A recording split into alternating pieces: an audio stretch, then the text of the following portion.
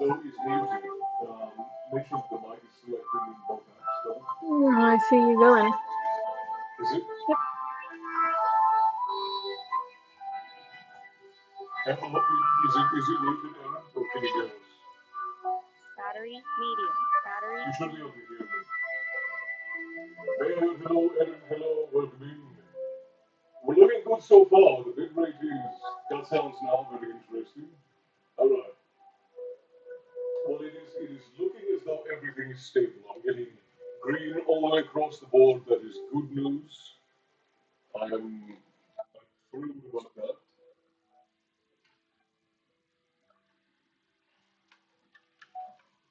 Just going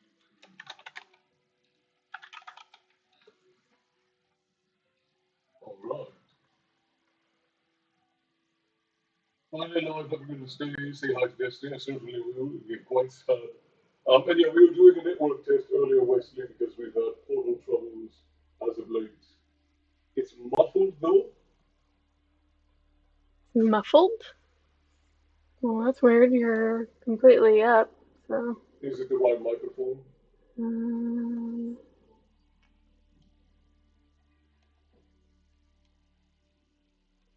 Make sure that it's.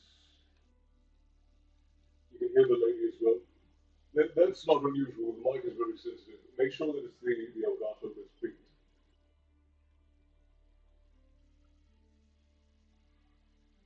Be a good lad, Johnny, and sing Pokey Rap for me for clips later. Midstream, I'm going to burst out into Pokey Rap. Mid story time.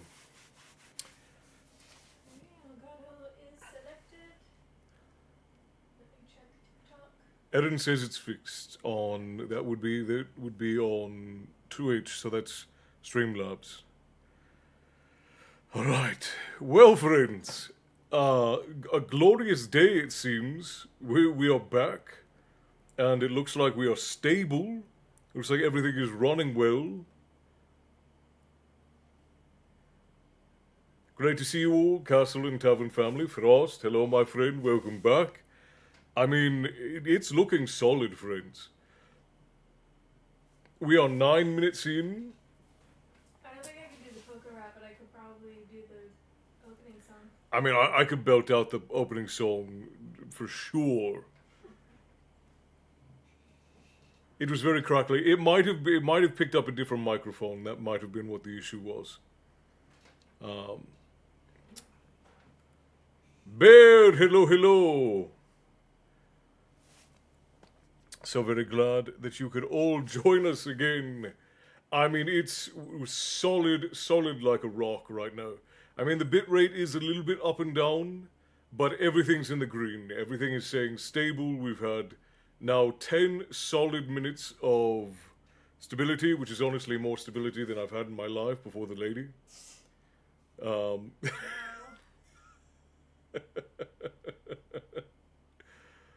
Thank you to everyone who dropped in earlier and threw around bits and subs before we were even live over on Twitch.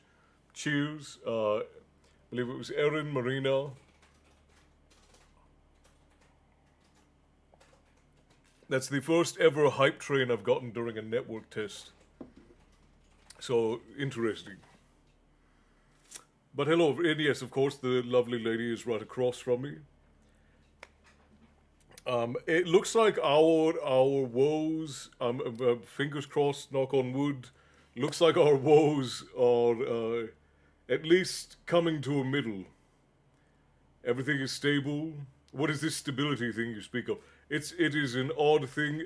Bear, how you feel when you're with rabbits? It's that.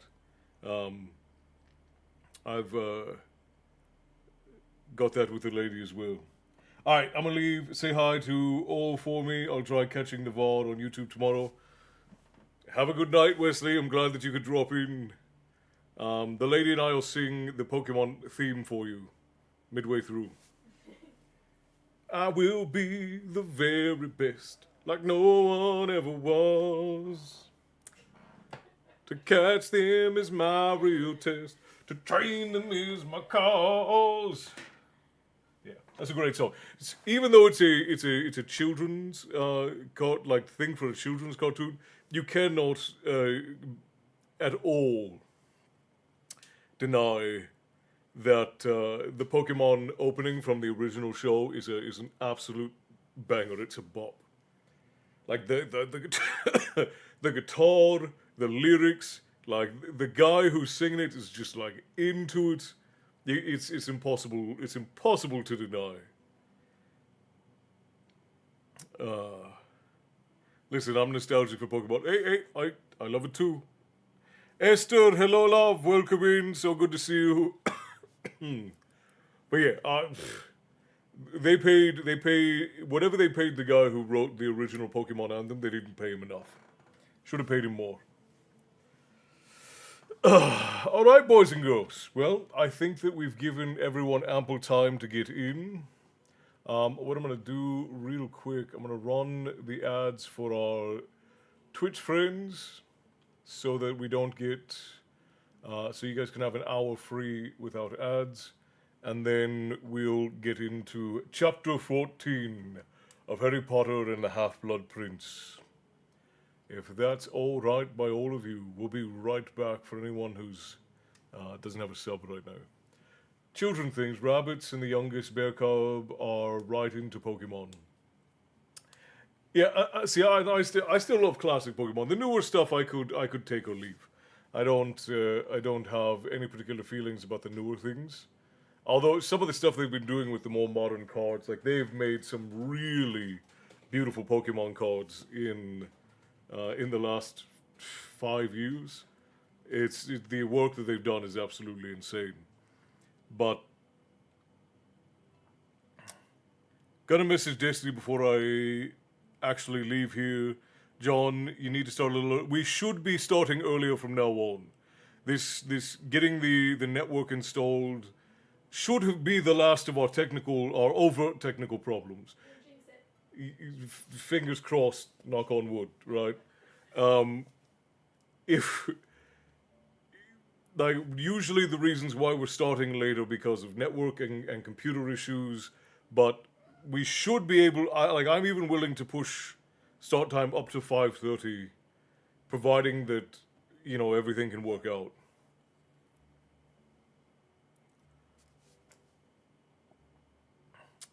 Yeah, I can. We might plan to start it about an hour earlier.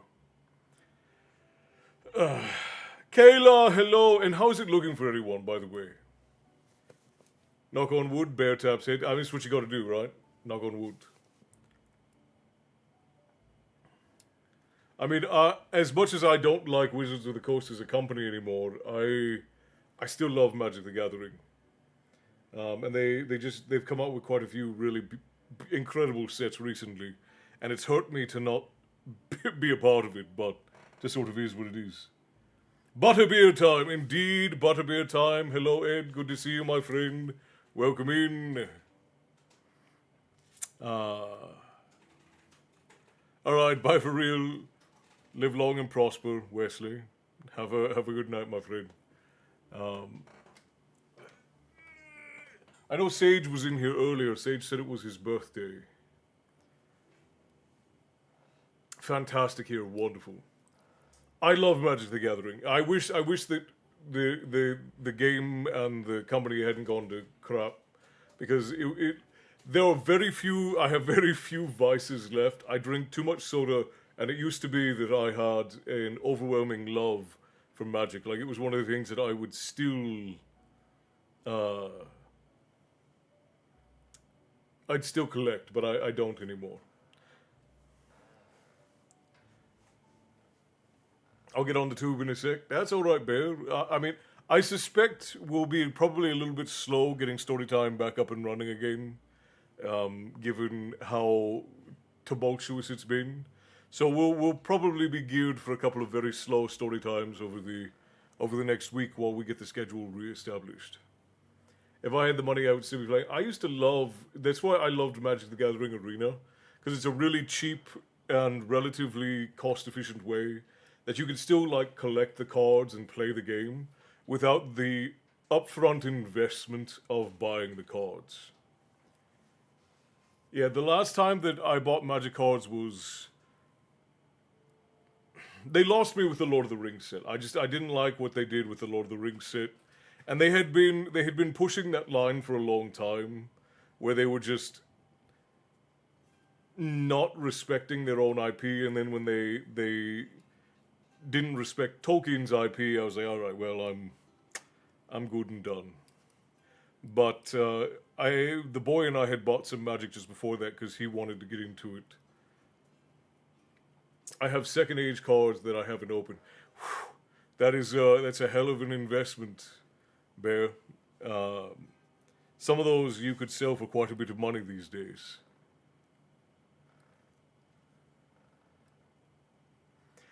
All right, it looks like our Twitch friends are back.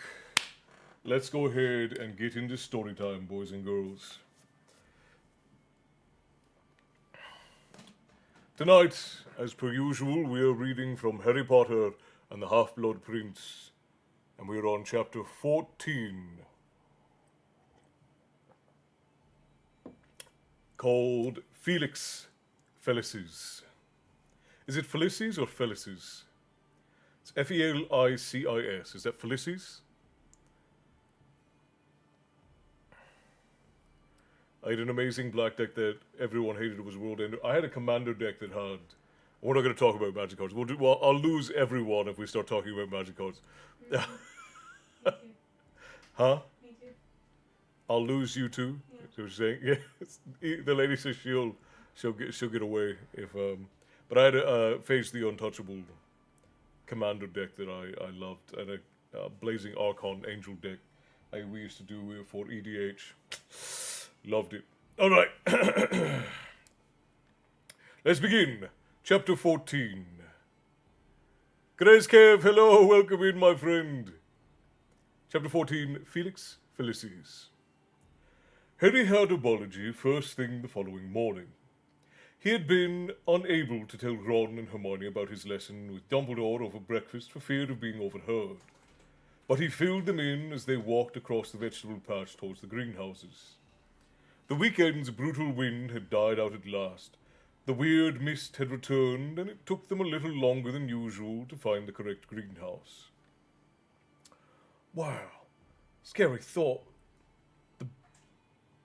The boy you know who, said Ron quietly, as they took their places around one of the gnarled Snagglegluff stumps that formed this term's project, and began pulling on their protective gloves. But I still don't get why Dumbledore's showing you all this. I mean, it's really interesting and everything, but what's the point? I don't know, said Harry, inserting a gum shield. But he says it's all important, and it'll help me survive. I think it's fascinating, said Hermione earnestly. It makes absolute sense to know as much about Voldemort as possible. How else will you find his weakness? So, how was Slughorn's latest party? Harry asked her thickly through the gum shield. Oh, it was quite fun, really, she said, now putting on protective goggles. I mean, he drones on about his famous pupils a bit, and he absolutely fawns on McLaggen because he's so well connected. But he gave us some really nice food, and he introduced us to Gwenog Jones. Gwenog Jones? Said Ron, his eyes widening under his own goggles. Gwenog Jones, captain of the Holyhead Harpies. That's right, said Hermione. Personally, I thought she was a bit full of herself, but... Why do you have chat over here? said Professor Sprout briskly, bustling over and looking stern. You're lagging behind.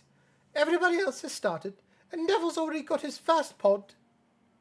They looked around, and sure enough, there sat Neville with a bloody lip and several nasty scratches along the side of his face, but clutching an unpleasantly pulsating green object about the size of a grapefruit.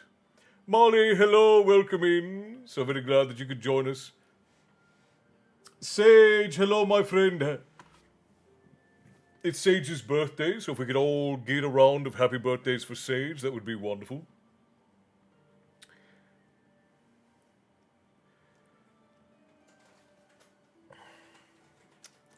That's all right. We were running a little bit late ourselves tonight, Molly, so it's absolutely okay.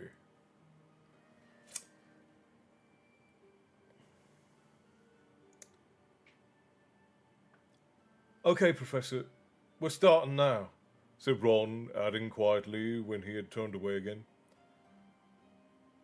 Should have used muffliato, Harry.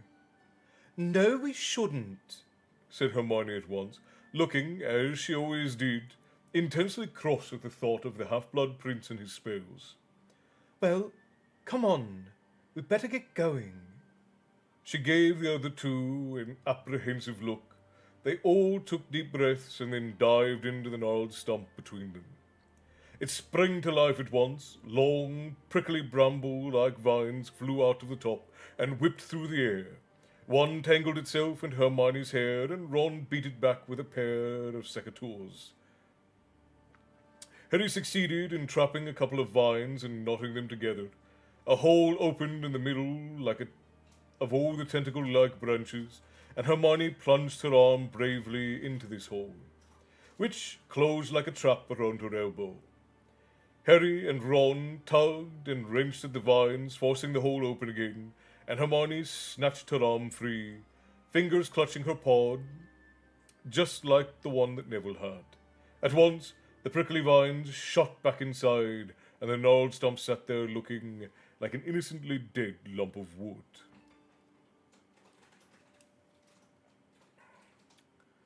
Sorry, I was reading this article in the New York Times, and I think I just found my dad in one of the photos. That would be an interesting thing. Teresa, hello, good to see you.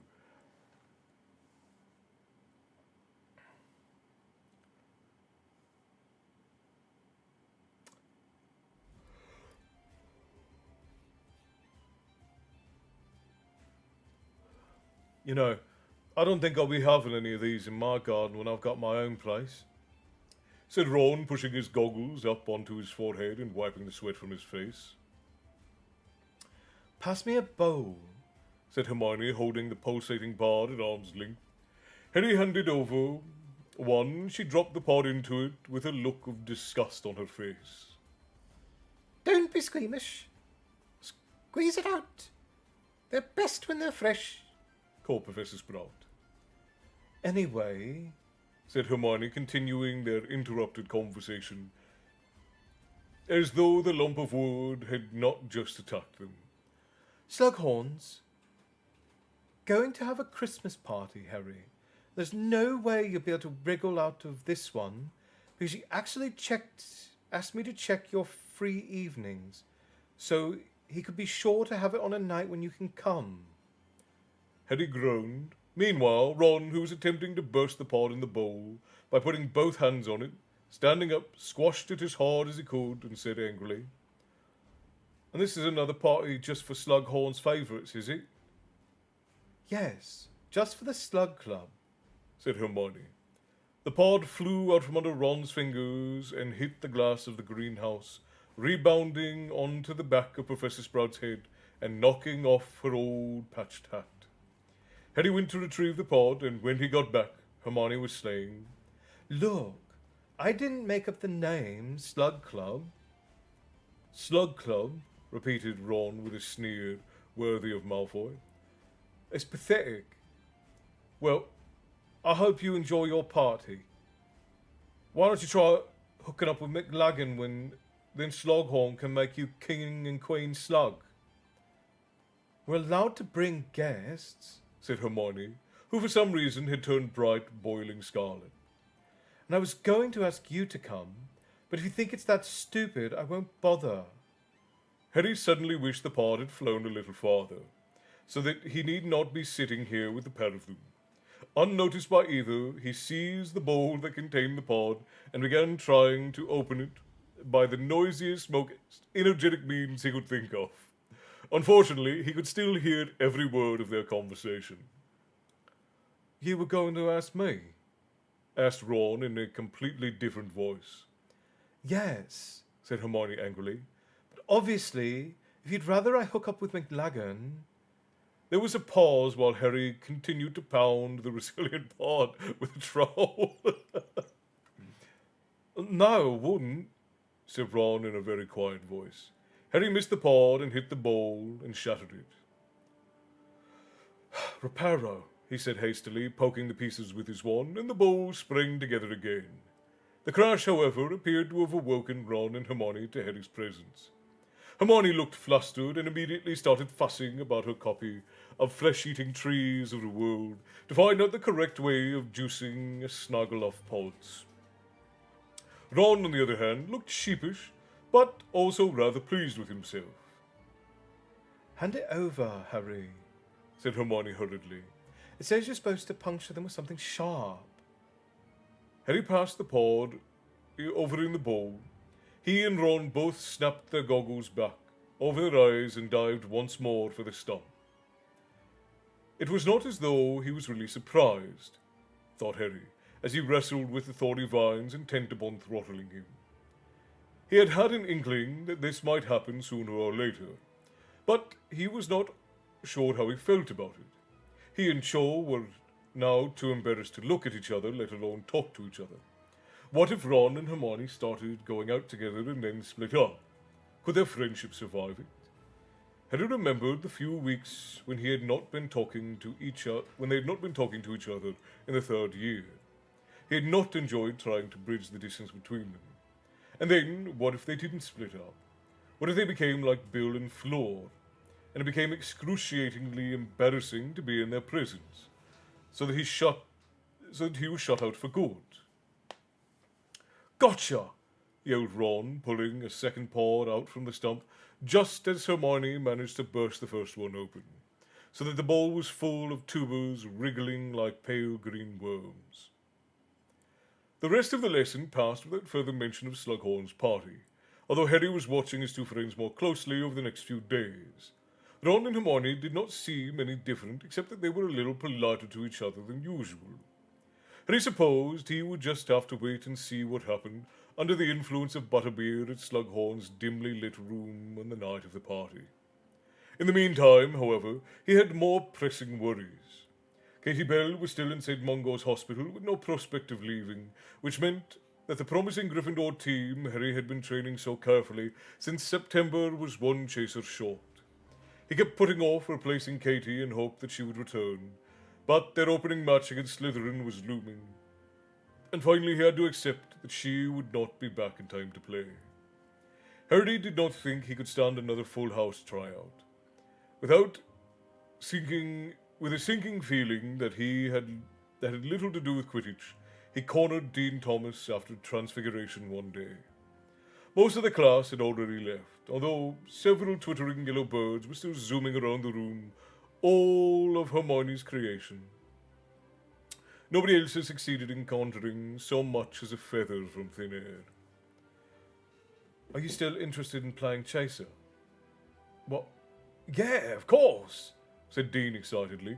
Over Dean's shoulder, Harry saw Seamus Finnegan slamming his book into his bag, looking sour. One of the reasons why Harry would have preferred not to ask Dean to play was that he knew Seamus would not like it.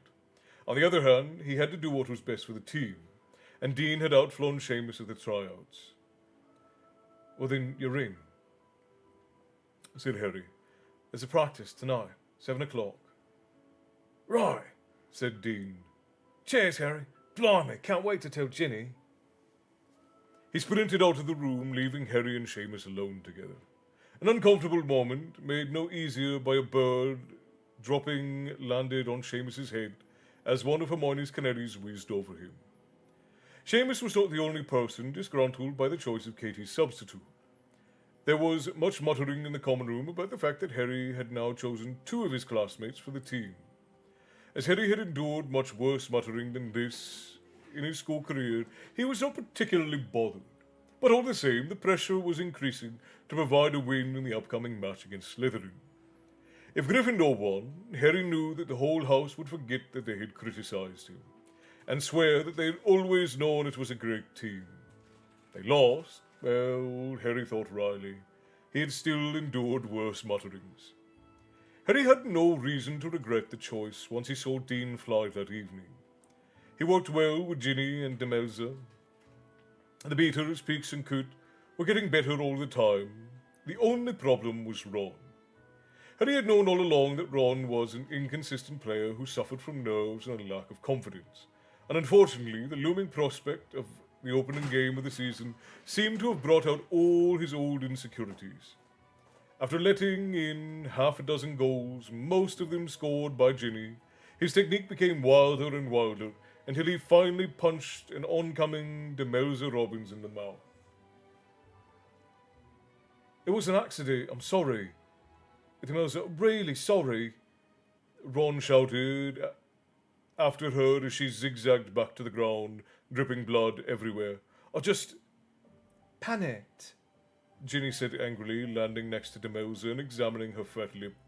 You prat, Ron. Look at the state of her. "I can fix that," said Harry, landing beside the two girls, pointing his wand at Demelza's mouth and saying, "A Peasky." And Ginny, don't call Ron a prat. You're not the captain of this team. Well, you seem too busy to call him a prat, and I thought someone should. Harry forced himself not to laugh. In the air, everyone, let's go. Overall, it was one of the worst practices they'd had all term, though Harry did not feel that honesty was the best policy when they were this close to the match. "Good work, everyone. I think we'll flatten Slytherin," he said bracingly, and the chasers and beaters left the changing room looking reasonably happy with themselves. "I played like a sack of dragon dung," said Ron in a hollow voice when the door had swung shut behind Ginny. "No, you didn't," said Harry firmly. "You're the best keeper I tried out, Ron. Your only problem is nerves." He kept up a relentless flow of encouragement all the way back to the castle, and by the time they reached the second floor, Ron was looking marginally more cheerful. When Harry pushed open the tapestry to make their usual shortcut to Gryffindor Tower, however, they found themselves looking at Looking at Dean and Ginny, who were locked in a close embrace and kissing fiercely as though glued together.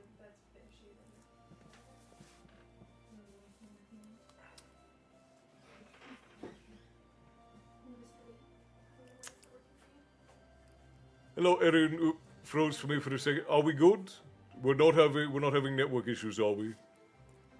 Yeah, the timeline got me messed up. 2 storylines got hold Doctor Who, and somehow our version of a love goddess became a gothic Lolita and a teaspoon of Charlie's Legends.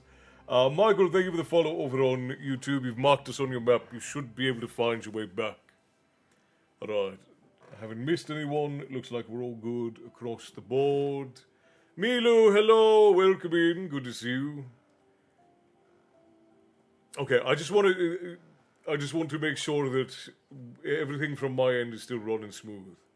As long as we're still smooth on my end, that's what I want to be sure of. Because remember, we're still in the testing phase. We got a little ways to go before we know for sure if this is gonna go the distance, as it were. But we're looking all right. We're looking all right.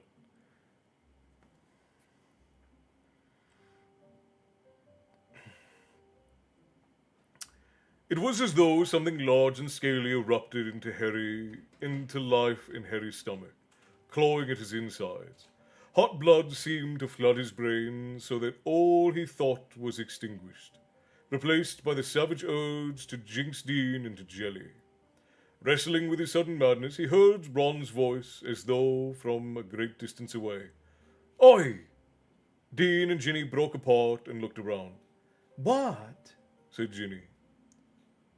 "I don't want to find my sister snogging people in public," This is a deserted corridor till you came butting in, said Ginny. Dean was looking embarrassed. He gave Harry a shifty grin that Harry did not return, as the newborn monster inside him was roaring for Dean's instant dismissal from the team. Come on, Jenny, said Dean. Let's go back to the common room. You go, said Ginny. I want to wear with my dear brother. Dean left, looking as though he was not sorry to depart the scene. Right, Said Ginny, tossing her long red hair out of her face and glaring at Ron. let's get this straight once and for all. It's none of your business who I go out with or what I do with them, Ron. Yeah, it is, said Ron just as angrily. Do you know what? Do you think I want people saying my sister's a what? Shouted Ginny, drawing her on. A what exactly? It doesn't mean anything, Ginny, said Harry automatically, though the monster was roaring its approval of Ron's words. Oh, yes, he does, She said, flaring up at Harry. just because he's never snogged anyone in his life. Just because the best kiss he's ever had is from Auntie Muriel. Shut your mouth, bellowed Ron, bypassing red and turning maroon. No, I will not. Jenny yelled, beside herself. I've seen you, Flem, hoping she'll kiss you on the cheek every time you see her. It's pathetic. If you went out and got a bit of snogging done yourself, you wouldn't mind so much that everyone else does it. Ron had pulled out his wand too, and Harry stepped swiftly between them. You don't know what you're talking about. Ron roared, trying to get a clear shot at Ginny around Harry, who was now standing in front of her with his arms outstretched. Just because I don't do it in public. Ginny screamed with derisive laughter, trying to push Harry out of the way. Been kissing Pigwidgeon, have you? Or have you got a picture of Auntie Muriel stashed under your pillow? Go! A streak of orange light flew under Harry's left arm and missed Ginny by inches. Harry pushed Ron up against the wall. Don't be stupid. Harry snogged Cho Chang, shouted Ginny, who sounded close to tears. and Hermione snogged Victor Crumb. It's only you who acts like something's disgusting, Ron. And that's because you've got about as much experience as a 12-year-old. And with that, she stormed away. Harry quickly let go of Ron. The look on his face was murderous. They both stood there, breathing heavily, until Mrs. Norris, Filch's cat, appeared around the corner, which broke the tension. Come on, said Harry, as the sound of Filch's shuffling feet reached their ears. They hurried up the stairs and along the 7th-floor corridor. Oi, out of the way. Ron barked at a small girl who jumped in fright and dropped a bottle of toad spawn. Harry hardly noticed the sound of shattering glass. He felt disoriented, dizzy. Being struck by a lightning bolt must be something like this. It's just because she's Ron's sister, he told himself. He just didn't like seeing her kissing Dean because she's Ron's sister. But unbidden to his mind came the image of that same deserted corridor, with himself kissing Ginny instead. The monster in his chest purred, but then he saw Ron ripping open the tapestry curtain and drawing his wand on Harry, shouting things like, "Betrayal of trust and supposed to be my friend." Do you think Hermione did snog Crumb? Ron asked abruptly as they approached the fat lady. Harry gave a guilty start and wrenched his imagination away from the corridor, in which no Ron intruded, in which he and Ginny were quite alone. What? He said confusedly. Oh, The honest answer was yes, but he did not want to give it. However, Ron seemed to gather the worst from the look on Harry's face. Dearly grout, he said darkly to the fat lady, and they climbed through the portrait hole into the common room. I don't get any notifications tonight, not in here, YouTube or Facebook tonight, just the test. It's probably because we did the tests that the notifications didn't go out. And that's quite all right. I did want to make sure that everything was going to be working before. Also came up with a joke novel, Dinophoria, the Dino Harem novel.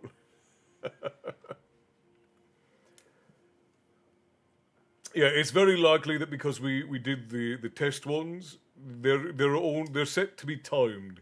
So you'll only get one notification, and it's a protection for if the stream drops and then comes back up. You're not getting a bunch of notifications about it having come back up again. Pistol, hello, good to see you. Welcome in. So very glad that you could join us. Welcome, welcome. I just happened to see the live on YouTube, so I came in here. Castle was already reading. Well, I'm glad that you got it, and that you made it in.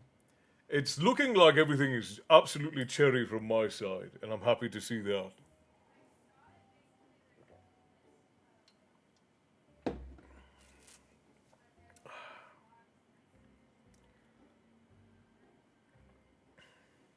Neither of them mentioned Ginny or Hermione again. Indeed, they barely spoke to each other that evening and got into bed in silence, each absorbed in his own thoughts. Harry lay awake for a long time, looking up at the canopy of his four-poster and trying to convince himself that his feelings for Ginny were entirely elderly brotherly. They had lived, had they not, like brother and sister all summer, playing Quidditch, teasing Ron, having a laugh about Bill and Flem. He had known Ginny for years now. It was natural that he should feel protective. Natural he should want to look out for her, want to rip Dean limb from limb for kissing her. No. He would have to control that particularly brotherly feeling. Ron gave a great grunting snore. She's Ron's sister, Harry told himself firmly. Ron's sister? She's out of bounds. He would not risk his friendship with Ron for anything. He punched his pillow into a more comfortable shape and waited for sleep to come, trying his utmost not to allow his thoughts to stray anywhere near Ginny. He awoke the next morning feeling slightly dazed and confused by a series of dreams in which Ron had chased him with a beater's bat. But by midday, he would have happily exchanged the dream of Ron for a real one. The dream Ron for the real one, who was not only cold-shouldering Ginny and Dean, but also treating a hurt and bewildered Hermione with an icy, sneering indifference. What was more, as Ron seemed to become overnight touchy and ready to lash out as the average blasted Scroot. Harry spent the day attempting to keep the peace between Ron and Hermione, with no success. Finally, Hermione departed for a bed in High Dudgeon.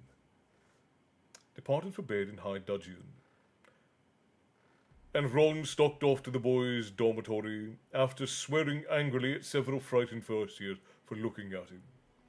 To Harry's dismay, Ron's new aggression did not wear off over the next few days. Worse still, it coincided with an even deeper dip in his keeping skills, which made him still more aggressive, so that during the final Quidditch practice before Saturday's match, he failed to save every single goal the chasers aimed at him, but bellowed at everybody so much that he reduced the Melzer Robins to tears.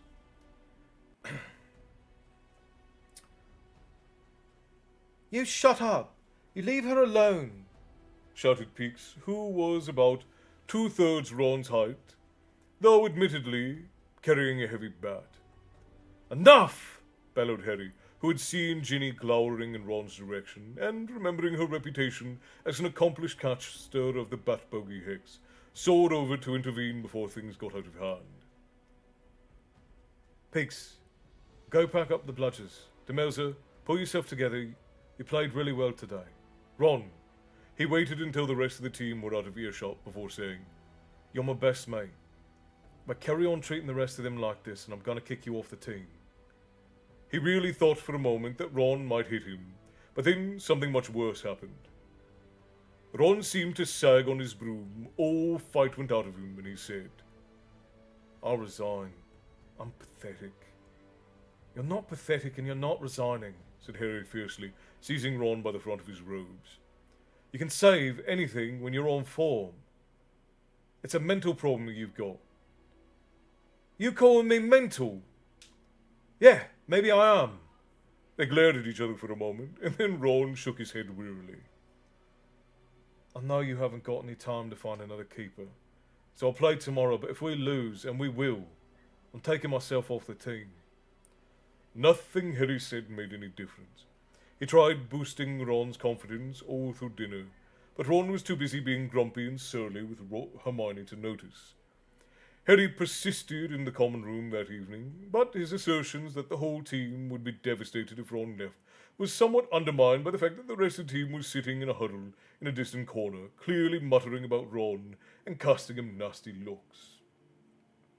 Finally, Harry tried getting angry again in hope of provoking Ron into a defiant and hopefully goal-saving attitude, but this strategy did not appear to work any better than encouragement. Ron went to bed as dejected and as hopeless as ever. Harry lay awake for a very long time in the darkness. He did not want to lose the upcoming match. Not only was it his first as captain,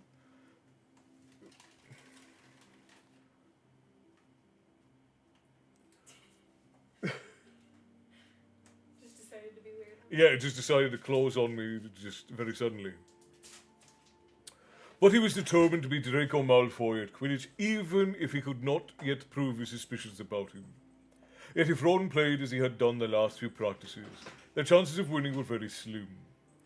If only there was something he could do to make Ron pull himself together, make him play at the top of his form, something that would ensure that Ron had a really good day. The answer came to Harry in one sudden glorious stroke of inspiration. Breakfast was the usual excitable affair the next morning. The Slytherins hissed and booed loudly as every member of the Gryffindor team entered the great hall. Harry glanced at the ceiling and saw a clear, pale blue sky, a good omen.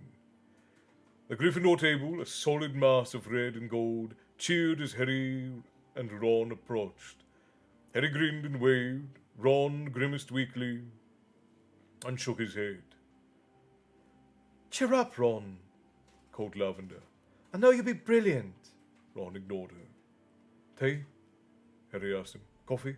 Pumpkin juice?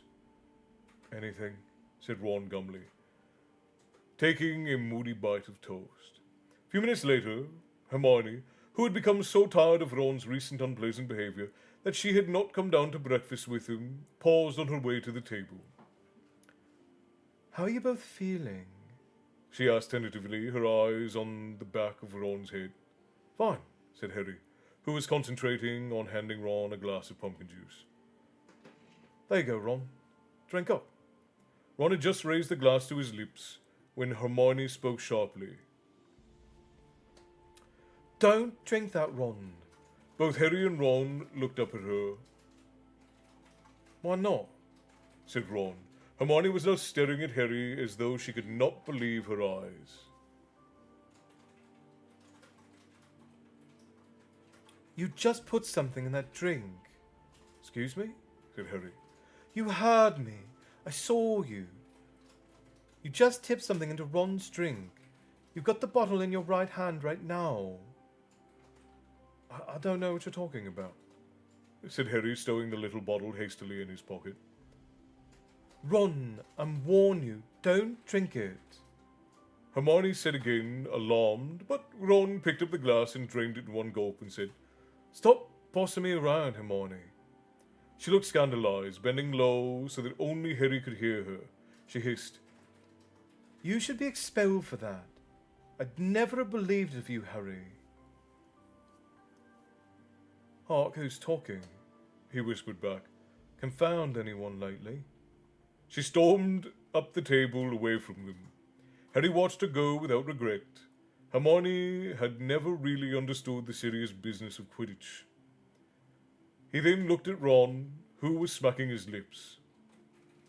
Nearly time, said Harry blithely. The frosty grass crunched underfoot as they strode down to the stadium. Pretty lucky weather this is good, yeah? Pretty lucky the weather's this good, huh? Harry asked Ron. Yeah, said Ron, who was pale and sick-looking. Ginny and Demelza were already wearing their Quidditch robes and waiting in the changing room. Conditions look ideal, said Ginny, ignoring Ron. And guess what? Slytherin Chaser Vasey. He took a bludgeon in the head yesterday during their practice, and he's too sore to play. And even better than that, Malfoy's gone off sick too. What? said Harry, wheeling around to stare at her. He's ill? What's wrong with him? No idea, but it's great for us. They're playing Harper instead. He's in my year and he's an idiot. Harry smiled back vaguely, but as he pulled off his scarlet robes, his mind was far from Quidditch. Malfoy had once before claimed that he could not play due to injury, but on that occasion he had made sure that the whole match was rescheduled for a time that suited the Slytherins better. Why was he now happy to let his substitute go on? Was he really ill, or was he faking? Fishy, isn't it? He said to Ron in an undertone. Malfoy not playing. Lucky, I call it, said Ron, looking slightly more animated. And Vasey off too. He's their best goal scorer. I didn't fancy. Hey, he said suddenly, freezing halfway through pulling on his keeper's gloves and staring at Harry. What? Ah, you. Ron had dropped his voice. He looked both scared and excited. My drink. My pumpkin juice. You didn't. Harry raised his eyebrows, but said nothing except, We'll be starting in about 5 minutes. You better get your boots on. They walked out onto the pitch to tumultuous roars and boos. One end of the stadium was a solid red and gold, and the other a sea of green and silver. Many Hufflepuffs and Ravenclaws had taken sides too. Amidst all of the yelling and clapping, Harry could distinctly hear the roar of Luna Lovegood's famous lion-topped hat. Yes, sir, what? Okay, I need to get to bed. I'm going to BRB while I switch devices. That's all right.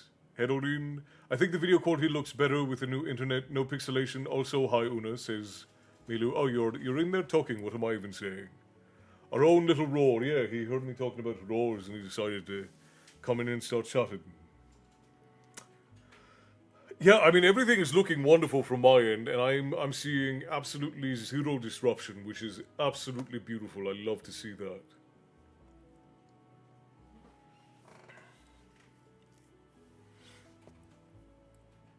Okay, where was I?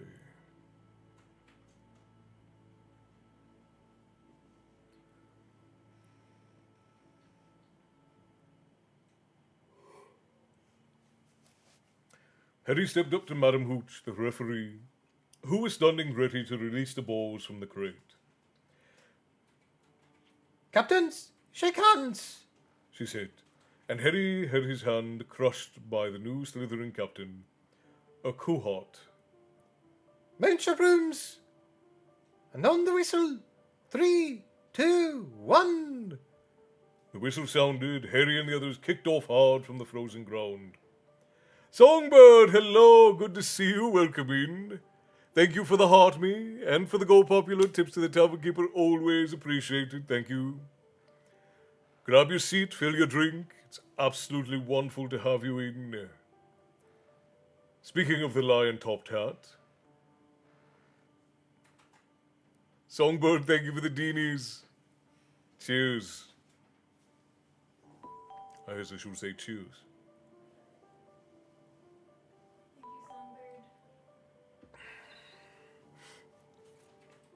Okay, where were we?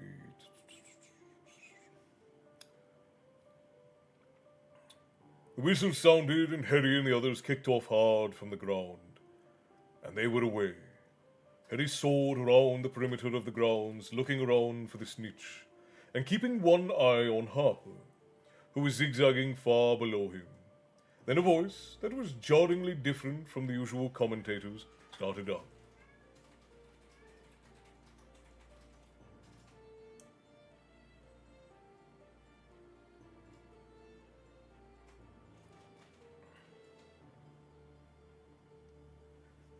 There we go. And I think we're all surprised to see a team that Potter's put together this year.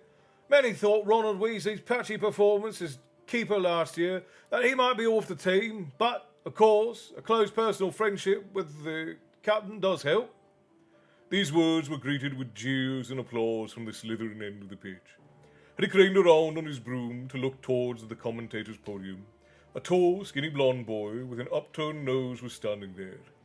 talking into the magical megaphone that had once been Lee Jordan's. Harry recognized Zacharias Smith, a Hufflepuff player whom he heartily disliked. Oh, and here comes Slytherin's first attempt at goal. Urquhart streaking down the pitch, and Harry's stomach turned over. Weasley saves it. Well, he's bound to get lucky sometimes, I suppose. That's right, Smith, he is, Harry muttered, grinning to himself, as he dived amongst the chasers with his eyes searching all around for some hint of the elusive snitch. With half an hour of the game gone, Gryffindor were leading 60 points to 0, Ron having made some truly spectacular saves, some by the very tips of his gloves. Ginny having scored 4 of Gryffindor's 6 goals. This effectively stopped Zacharias wondering loudly whether the two Weasleys were only there because Harry liked them, and he started on Pix and Coot instead. Of course, Coots isn't really the usual build for a beater, said Zacharias loftily. They've generally got a bit more muscle. Hit a bludger at him, Harry called to Coot as he zoomed past, but Coot, grinning broadly, chose to aim the next bludger at Harper instead, who was just passing Harry in the opposite direction. Harry was pleased to hear the dull thunk that meant the bludger had found its mark. It seemed as though Gryffindor could do no wrong. Again and again they scored, and again. At the other end of the pitch, Ron saved goals with apparent ease. He was actually smiling now, and when the crowd greeted a particularly good save with a rousing chorus of the old favourite, Weasley is our king, he pretended to conduct them from on high.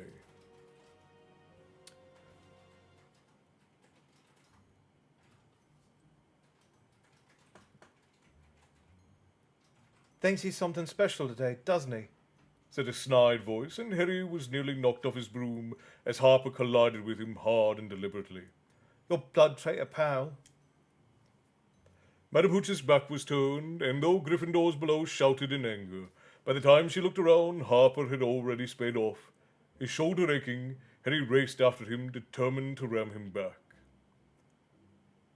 I think Harper of Slytherin's seen the snitch. Zacharias Smith through his megaphone. Yes, he's certainly seen something Potter hasn't. Smith really was an idiot, thought Harry. Hadn't he noticed them collide? But the next moment his stomach seemed to drop out of the sky. Smith was right and Harry was wrong. Harper had not sped upward at random. He had spotted what Harry had not. The snitch was speeding along the high above them, glinting brightly against the clear blue sky. Harry accelerated. The wind was whistling in his ears, so that it drowned out all sound of Smith's commentary or the crowd. But Harper was still ahead of him, and Gryffindor was only 100 points up. If Harper got there first, Gryffindor had lost. And now Harper was feet from it, his hand outstretched.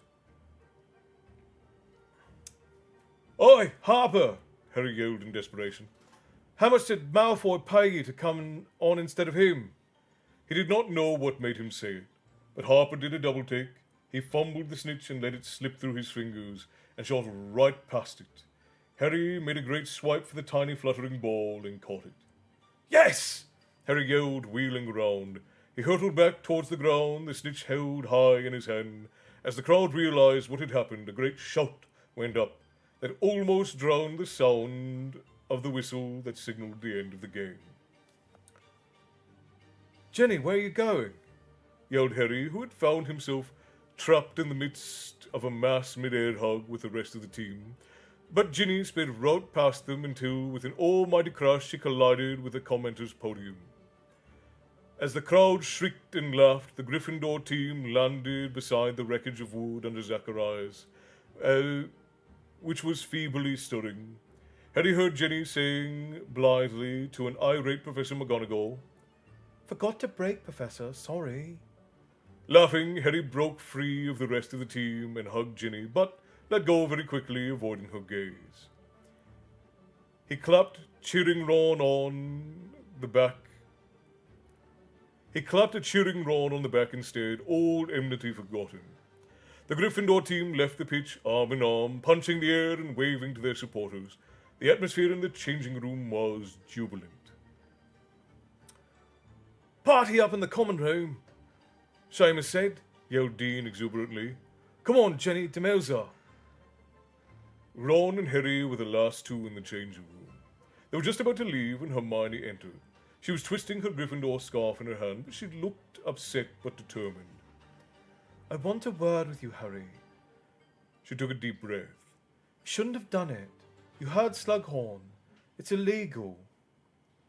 What are you going to do? Turn us in? Demanded Ron. What are you two talking about? Asked Harry, turning away to hang up his robes so that neither of them would see him grinning. You know perfectly well what we're talking about, said Hermione shrilly. You spiked Ron's juice with Lucky Potion at breakfast. Felix Felicis. No, I didn't, said Harry, turning back to face them both. Yes, you did, Harry.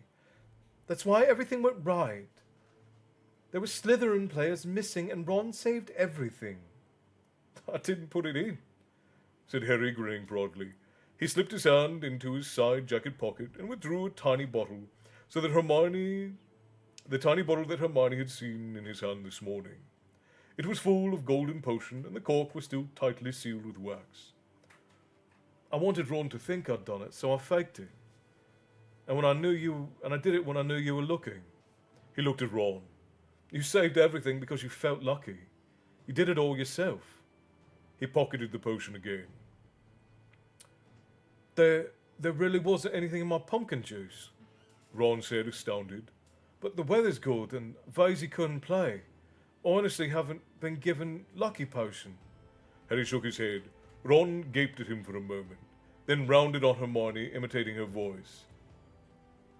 You added Felix Felicis to Ron's juice this morning, that's why he saved everything. See? I can't save goals without help, Hermione. I never said you couldn't, Ron. You thought you'd been given it too. But Ron had already strode past her out the door with his broomstick over his shoulder. Said Harry into the sudden silence. He had not expected his plan to backfire like this. Shall we go up to the party then? You go, said Hermione, blinking back tears. I'm sick of Ron at the moment. I don't know what I'm supposed to have done. She stormed out of the changing room too. Harry walked slowly back up the grounds towards the castle, through the crowd, many of whom shouted congratulations at him. But he felt a great sense of letdown. He had been sure that if Ron won the match, he and Hermione would be friends again immediately. He did not see how he could possibly explain to Hermione that what she had done to offend Ron was kiss Victor Crumb, not when that offence had occurred so long ago. And he could not see Hermione at the Gryffindor celebration party, which was in full swing when he arrived. Renewed cheers and clapping greeted his appearance, and he was soon surrounded by a mob of people congratulating him. What with trying to shake off the Creevy brothers, who wanted a blow-by-blow match analysis, and the large group of girls that encircled him, laughing at his least amusing comments and batting their eyelids. It was some time before he could find Ron. At last, he had extricated himself from Romilda Vane, who was hinting heavily that she would like to go to Slughorn's Christmas party with him. As he was ducking towards the drinks table, he walked straight into Jenny, Arnold the Pygmy-Puff riding on her shoulder, and Crookshanks mewing hopefully at her heels. Looking for Ron? She asked, smirking. He's over there, filthy hypocrite. Harry looked into the corner she was indicating. There, in full view of the whole room, stood Ron, wrapped so closely around Lavender Brown it was hard to tell whose hands were whose. Looks like he's eaten her face, doesn't it? Said Jenny dispassionately. I suppose he's got to refine his technique somehow. Good game, Harry. She patted him on the arm. Harry felt a swooping sensation in his stomach, but then she walked off to help herself to more butterbeer. Crookshanks trotted after her, his yellow eyes fixed upon Arnold. Harry turned away from Ron, who did not look like he would be surfacing soon, just as the portrait hole was closing. With a sinking feeling, he thought he saw the mane of a bushy brown hair whipping out of sight. He darted forward, sidestepped Romilda Vane again, and pushed open the portrait of the fat lady. The corridor outside seemed to be deserted. Hermione. He found her in the first unlocked classroom that he tried. She was sitting on the teacher's desk, alone except for a small ring of twittering yellow birds circling her head, which she had clearly just conjured out of mid-air.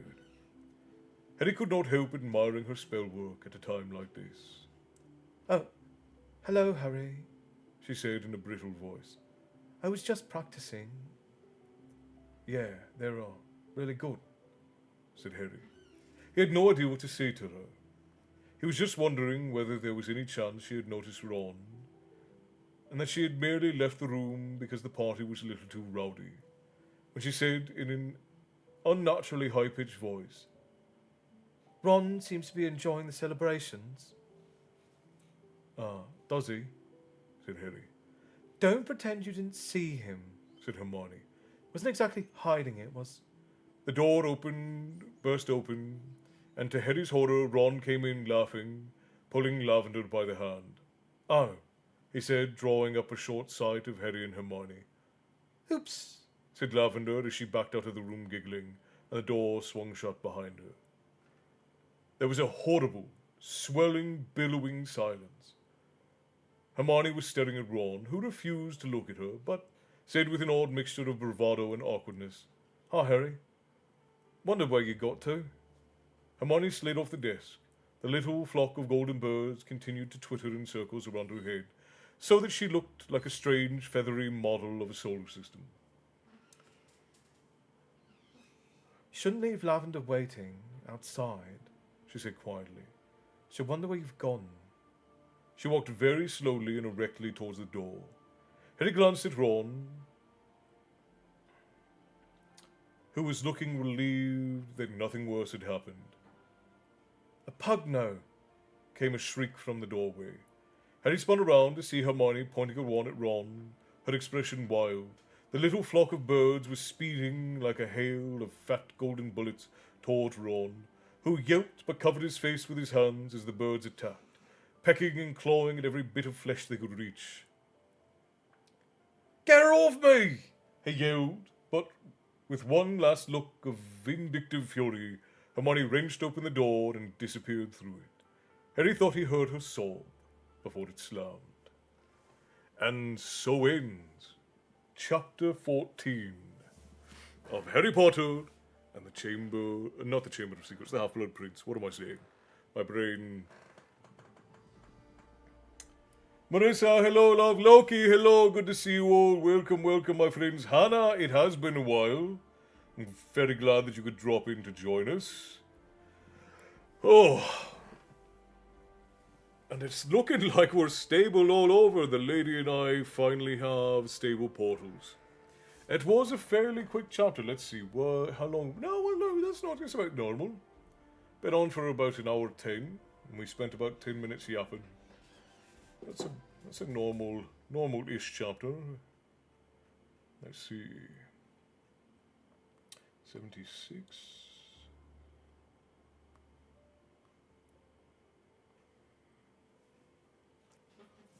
One more chapter would be 18 pages. It is late, but you guys want to do another chapter.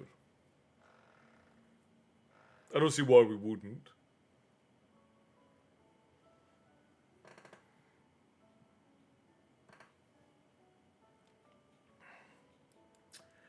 No, I mean, on occasion you guys are all wanting to go to bed, and then, we'll...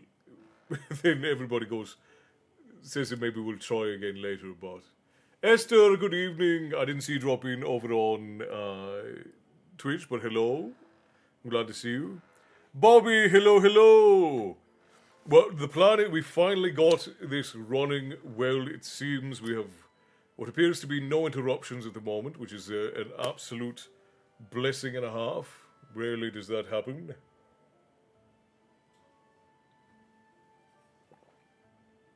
So let me pop up and get a stretch. Thank you for the hydrate bear and for the posture check, Milo. I appreciate you guys. Yep, just got here and not tired. Well, then let's give it another chapter then. I am quite relieved that it's all working. It is quite tiresome constantly having all of the technical difficulties, but I am most glad that everything is functioning. That's for sure. With all my pets in the highest regard, I firmly believe that pet owners are not merely obligated to love their animals, but also provide them comprehensive care and company's overall well-being, and, most importantly, their dental health. Yeah, one of the things that ends up happening with a lot of domesticated animals is that they're not given enough things that challenge their jaw. You got to give them things they have to chew on. That's how they clean their teeth, and that's how they keep their jaws strong. If you don't give them things that they have to chew on, then they will, I heard, get off me, and Hermione managed to rip the door open. Harry thought he'd heard her sob before he closed the door, and so ends chapter 14. That is indeed, it says, get her off me, is what he said. But it's spelled GERREMOFFME, so get her off me!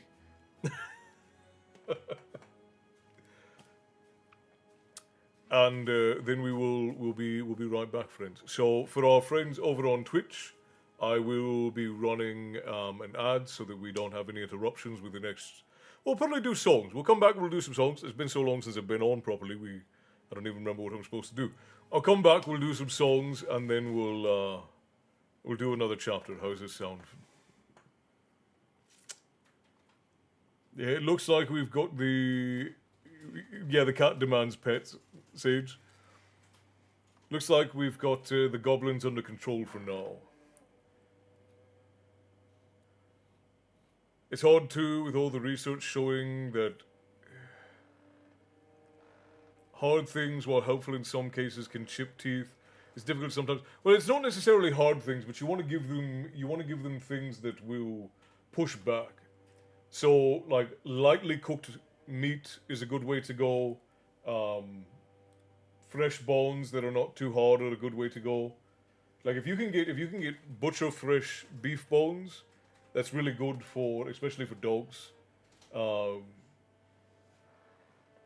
you want things that they have to use their jaw muscles on. Yeah, raw bones are top.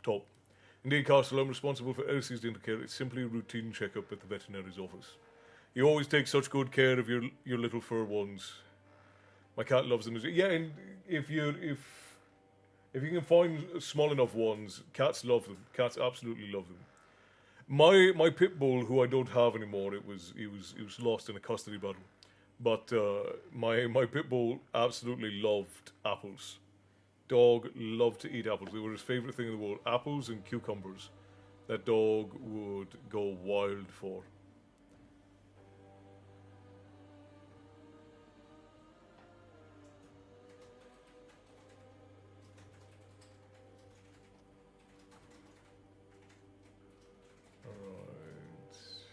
Okay, I'm going to run an ad for our Twitch friends. I'm going to mute you guys. I'm going to pop up.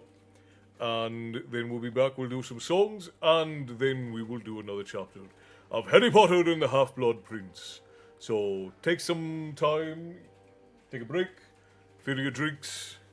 Grab some snacks. Story time. We'll be right back, my friends.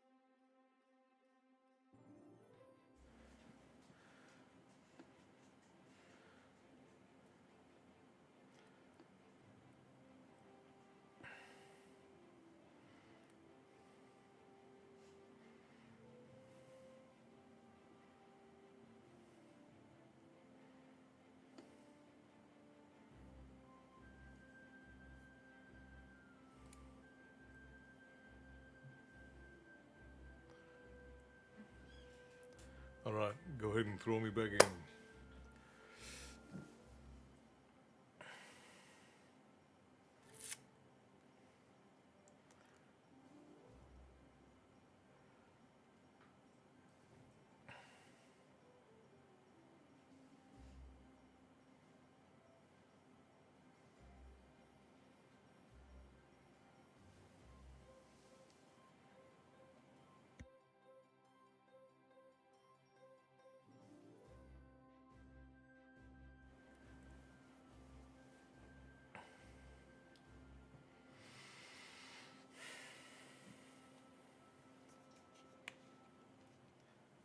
Welcome back, my friends. Bethany, thank you for the gifted sub to Fairy Witch. I appreciate you for that.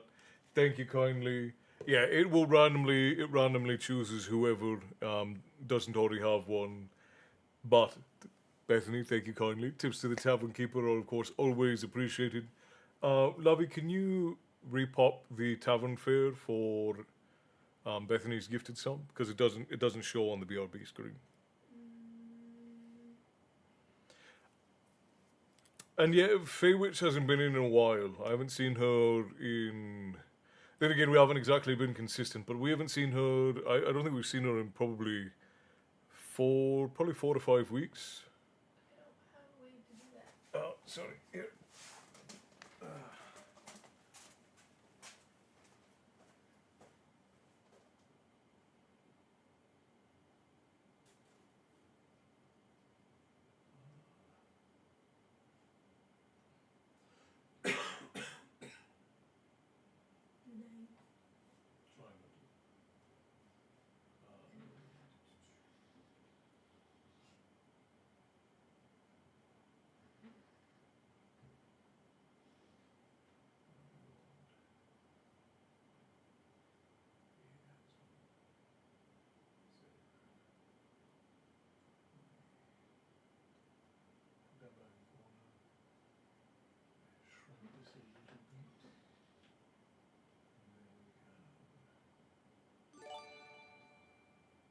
All right, got yourself a Green Man's Drought.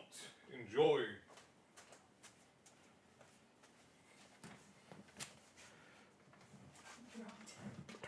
Huh? Drought. What did I say? Drought. Drought. Yeah. No, drought. Are we not saying the same thing? No. That sounds to me like we're saying the same Saying thing. it like drought as in like there's no moisture in the atmosphere. And Well, no, that's a drought. yeah, that's how you're saying it. I'm saying a drought. Those are not. I did not say the same. R does not make I did no. I did not say the same word. Never mind. All right, but she had a run in about that long ago with AFG's bot, and that was the last I saw her. Interesting. She had a run in with the bot over on Mason's channel, huh? Yeah, well, it only pops up in the scenes. I need to put them in the BRB thing so that when you guys do that, you can still see what tavern fare you get.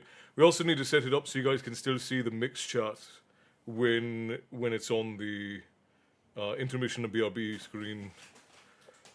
Sorry for the tardiness, Killer Migraine. You're all right, Muddy.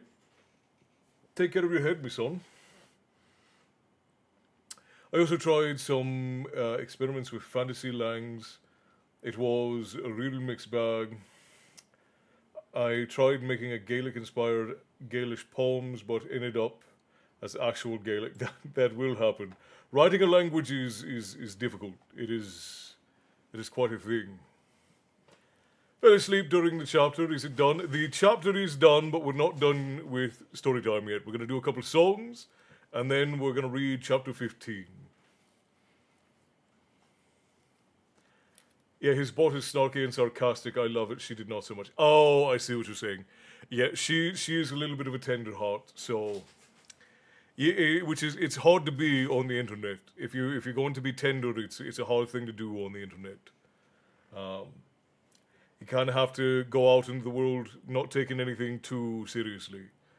I did, Frost. Thank you kindly, my friend. You're being an exemplary barkeep tonight. I appreciate you for that.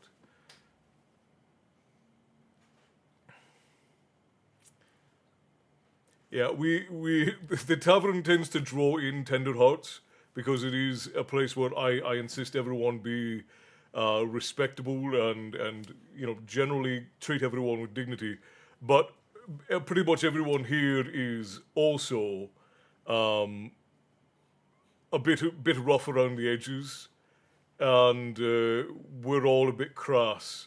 So the truly tender-hearted tend to have a little bit of a culture shock in some of the shifts, because while I absolutely insist everybody be respectful, you know, there's also a major aspect of the community that is we're sarcastic twats. So Jonesy, my friend, it's so good to see you. It's been a while. I hope that you and your family are doing well. How I think last time we spoke, you were going off to do some job or some competition or some something having to do with a certification. I hope that that went well.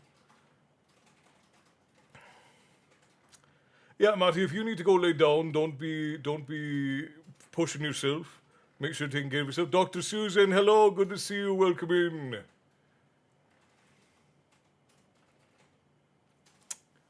Wait, what?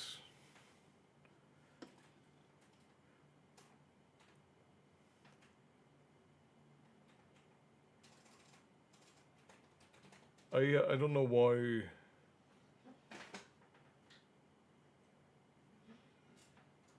I don't know why it deleted all of those, Sage. You're fine. You didn't do anything wrong. There's a link. Yeah, I don't think it was a link. It's just he posted something too close together and it looked like a link. Well, it says Sage Night Productions, please refrain from posting links. Yeah, I know. He didn't actually post a link though. He copy pasted a bunch of Gaelic into the thing and it read it as a link because it was missing spaces. So it wasn't an actual link, but it read it as a link. Went well, my brother. I am an instructor now. Congratulations, mate. That's good news. Castle, you were saying the same thing both times. In the words you were trying to say is now ow sound. Yeah, dropped. I know what you meant though, drot. So you say it drot? Yep. I've never heard it said that way. Let me see it. You do realize that I grew up in pubs, right? I know. You'll not find an Irishman drought. Ow, drought. Yeah, but then it sounds like drought. Yeah, I don't know. I guess I never really realized how close they were. I object to the tender heart comparison. I just behave in the tavern. Well, and again, I think that most folk in here are generally like sensitive folk, but I don't not always tender heart, Bobby, but most of the folk in here are more on the kind side, but a lot of us are ruffians. Drought or draft is how I was told to pronounce it. I mean, all of my uncles would pronounce it drought. Drought or drought. I mean, I believe you. I think that you're probably correct. I'm not going to give the Irish. Could be wrong. I don't I'm not going to give the Irish any credit for being English scholars. I'm a sweet person, but I'm also snarky and sarcastic ass. Others and everywhere in between. Yeah, and that's pretty much how the rest of us are as well. So, hey, there she is, Faye. You got yourself a sub. You were gifted a sub by Bethany. I haven't seen you in quite a while. I hope that you're doing well. What a stunning picture behind you. Yeah, the lady put that together. Isn't that nice? And also, hello. It's good to see you as well. Yeah, you'll see that you have Subscriber Raptor in your name now. You'll have the little egg next to you. So apparently an Irish drought is pronounced draft. What? Yeah. They're two different things, though. I know, but apparently it's pronounced draft. Because a draft is a type of beer, And a draught is like a pull of beer. Like you would pull a draught. You would pull a draught of a draft. It's so strange. Like I said, you can't rely on the Irish for knowing anything about English. You just simply can't. Oh, I missed what Esther had said It's there. a variant spelling of draft. I see. It is normally pronounced the same way. Castle, I am a refined and down-to-earth individual who is direct and honest. I'm also a very kind person. Yeah, and I'd say that that's probably indicative of most folk in the tavern. They were wanting to make sure you were doing it. We were all wanting to make sure you were doing well. Yes, indeed. From the vocabulary.com, a cold burst of wind, a swig or a serving of drink, and an act of serving a heavy load, or a depth of a ship below the surface of the water. It's easy to confuse with the British drought with drought, which means a shortage of rainfall and rhymes with out. See, again, like you can't rely on the Irish for any sort of English pronunciation. Just don't ask us. That's the general law here. Okay, so we had sick note. I waffled for too long and I lost the note of.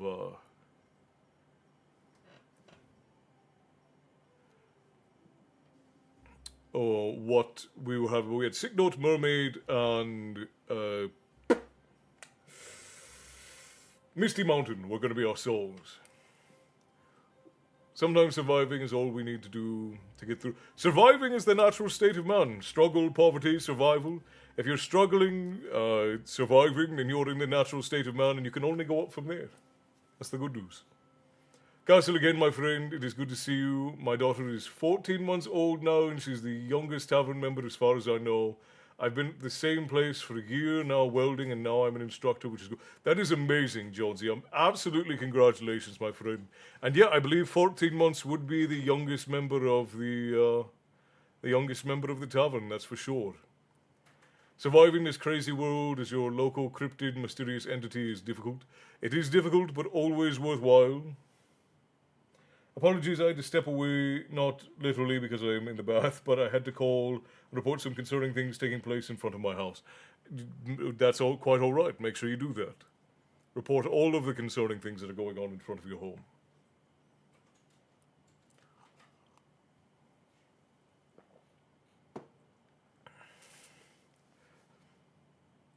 Of course, that's the reason why we try to keep everything. It's why I don't swear during story time, because in real life I don't swear a lot, but I am a casual swearer. I'm Irish. If you're Irish or Australian, you're gonna swear for the most part, unless you come from a slightly older generation. But I just don't, because that way we can have the smaller tavern folk come in and enjoy things with us. Mine's a month in a week. He's listening and drinking his bottle. Well, there you go. See, Jonesy, you've got company with the wee ones. My middle is listening right now. She's 7. Well, hello to all the small tavern folk out there. I'm glad that you stumbled through the portal tonight with your moms and your dads. All right, let's do it. We're gonna do Sick Note, and then we're gonna do Mermaid, and then we'll finish off on Misty Mountain. I'm just glad you got the technical issues taken care of so we can get some Harry Potter reading. Yeah, me too. The lady and I are so excited about this. I'm smiling ear to ear, but inside. If you look on the tavern page, my daughter's photos are the Gilded page. I'll have to go and look. I have seen pictures of your daughter, but I haven't looked in a good while. There were some people playing their bass so loud that things around my bath were moving and falling. But that's concerning. Yeah, I'm all for a good roller. I recommend the story Soul Guardian. Interesting. What is it about, Bobby? They're very old at this point. Well, not very old, but at least a year old. Okay, let's get some songs in, my friends. We will start with Sick Note.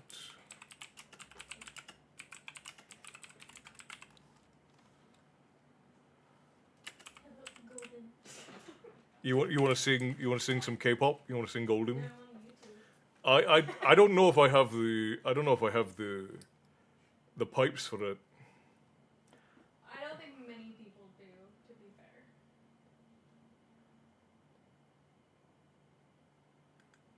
What is going on here?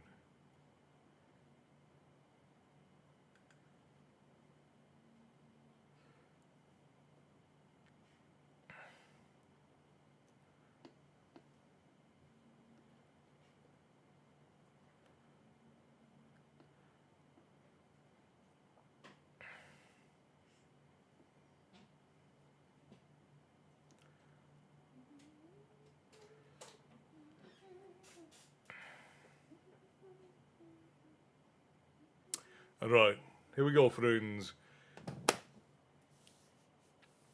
Does anyone else feel not human? I haven't felt like a human person in years, let alone female, male, non-binary. Apparently, not feeling human person is a very common experience amongst autistic people.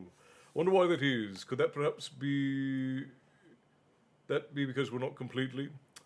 K-pop Demon Hunters, I love them. It was very good. It was too short, and apparently it was supposed to be 3 hours long, and they cut out a bunch. They should have just left it 3 hours because it would have made a much better film that way. But there's a lot of really brilliant references to Korean folklores and old Korean feudal culture. I thought it was. You guys know me. I can't watch anything without looking at the lore, especially if it's based off of something cultural. But yeah, it's very good. The music in it's very good if you like that kind of music. Hello, Castle. Johnny extends his warmest regards to you and say hopes that you are in good health. I am in good health, and I will be in much better spirits now that we are able to get our stories rolling again.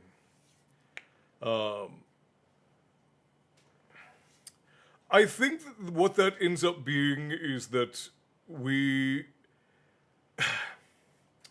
as human beings have a fundamental misunderstanding of what it means to be human.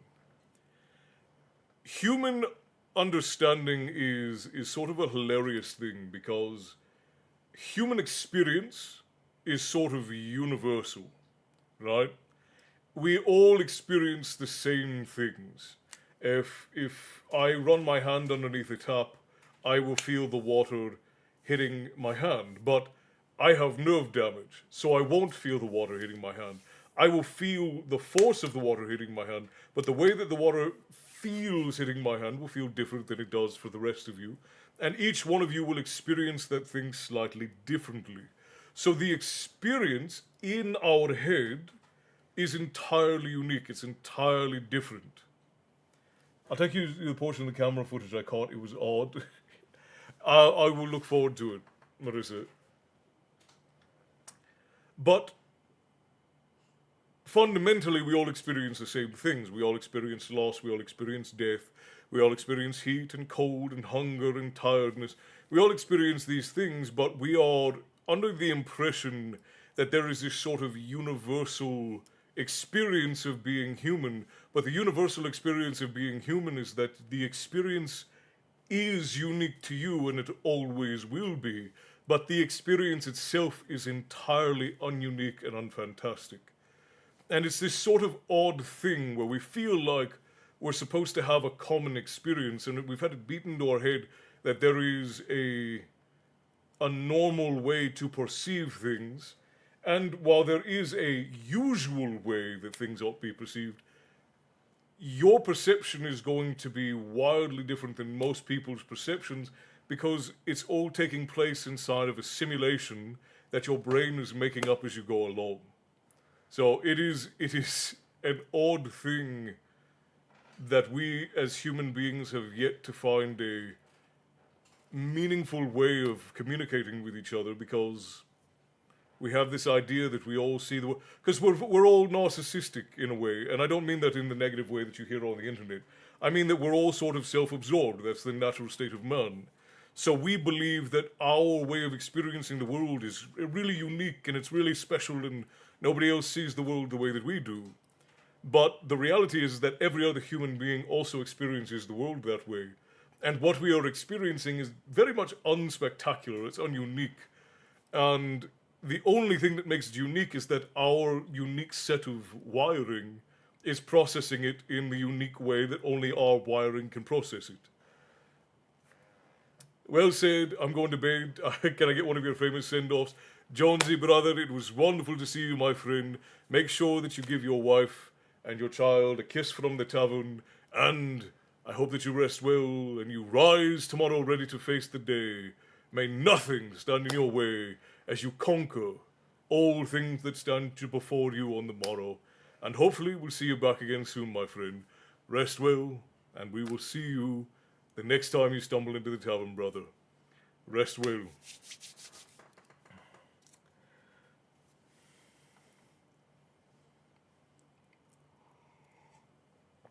All right, I've waffled enough. Let's get some songs under our belt.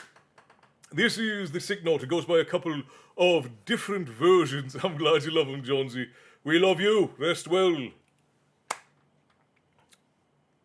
Goes by a couple of different names. You have Paddy and the Bricks, Murphy and the Barrel, the Bricklayer's Song, and it is in the wonderful tradition of Irish music of singing about happy things in a sad way and sad things in a happy way. So, let us begin. Dear sir, I write this note to you to tell you of me plight, for at the time of writing I am not a pretty sight. Me body is all black and blue, me face a deathly grey, as I write this note to say why Paddy's not at work today. Was working on the 14th floor, some bricks I had to clear. To throw them down from such a height was not a good idea. The foreman wasn't very pleased, him being an awkward sod. He says I'd have to cut them down the ladder in me hod. Now clearing all these bricks by hand, it was so very slow, so I hoisted up a barrel and secured the rope below. But in me haste to do the job, I was too blind to see that a barrel full of building bricks was heavier than me. And so when I untied the rope, the barrel fell like lead. So clinging tightly to the rope, I started up instead. I shot up like a rocket till to my dismay I found that halfway up I met the bloody barrel coming down. Well, the barrel broke me shoulder, as to the ground it sped. And when I reached the top, I banged the pulley with me head. I clung on tightly, numb with shock from this almighty blow, as the barrel spilled out half the bricks some 14 floors below. Now when these bricks had fallen from the barrel to the floor, I then outweighed the barrel and so started down once more. Still clinging tightly to the rope, my body racked with pain. When halfway down I met the bloody barrel once again. The force of this collision halfway up the office block caused multiple abrasions and a nasty state of shock. So clinging tightly to the rope, I fell towards the ground and landed on the broken bricks the barrel scattered round. As I lay there groaning on the ground, I thought I'd passed the worst, but the barrel hit the pulley wheel and then the bottom burst. A shower of bricks rained down on me, I hadn't got a hope. As I lay there bleeding on the ground, I let go the bloody rope. The barrel then being heavier, then started down once more, and landed right across me as I lay upon the floor. It broke 3 ribs in my left arm, and I can only say, I hope you'll understand why Paddy's not at work today.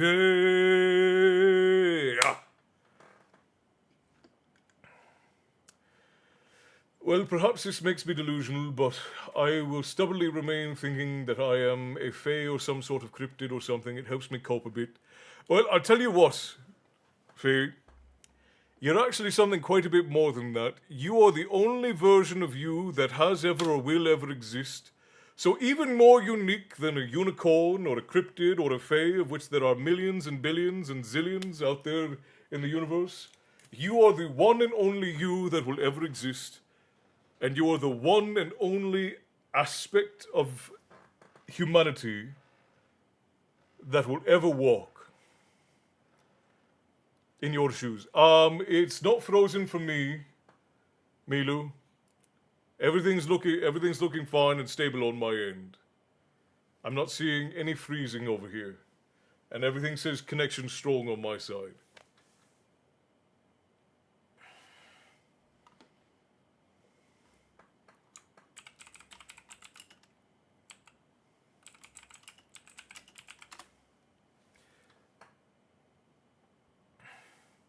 An ode to workman's comp, yeah. That is very true. Thank you, Castle. I forgot. It's always my pleasure. See, one of the most beautiful and wonderful things about humanity is that we have perception like no other beast, no other creature ever has throughout all of time. And whether you believe in creation or evolution or whatever you believe in, you are the only iteration of a human being like you that will ever exist.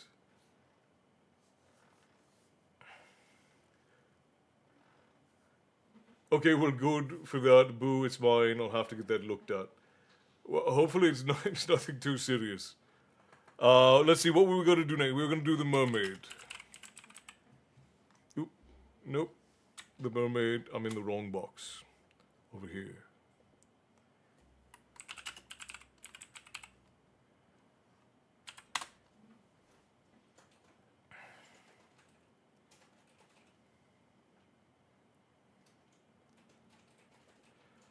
So this is The Mermaid by Great Big Sea. I have learned to embrace the weirdness that is me. And that's the interesting thing about humanity, is that we're all weird. Every human being on the planet is weird in some way. Weird is normal for human beings. And what we have to do to thrive is accept that we have to have a normal. We have to have a general expectation that we all follow. But also realize that we are all experiencing the world differently. Like, it's not different for anybody who jumps into a pool, right? That is the same experience all the way across the board. You're never going to have a different experience of jumping into a pool. Breaking your leg is the same experience for everyone. But your particular set of wiring will experience that in a different way. So if we have the standard of saying, like, everybody needs to learn to swim before they go in the pool, but accept that some people are afraid of the water for no good reason. They're just afraid of the water. Some people don't like to get wet. Some people love to get wet. Some people love to hold their breath and go under. The experience is different for everyone, but the experience itself is broadly the same. We are all experiencing the same thing in a different way.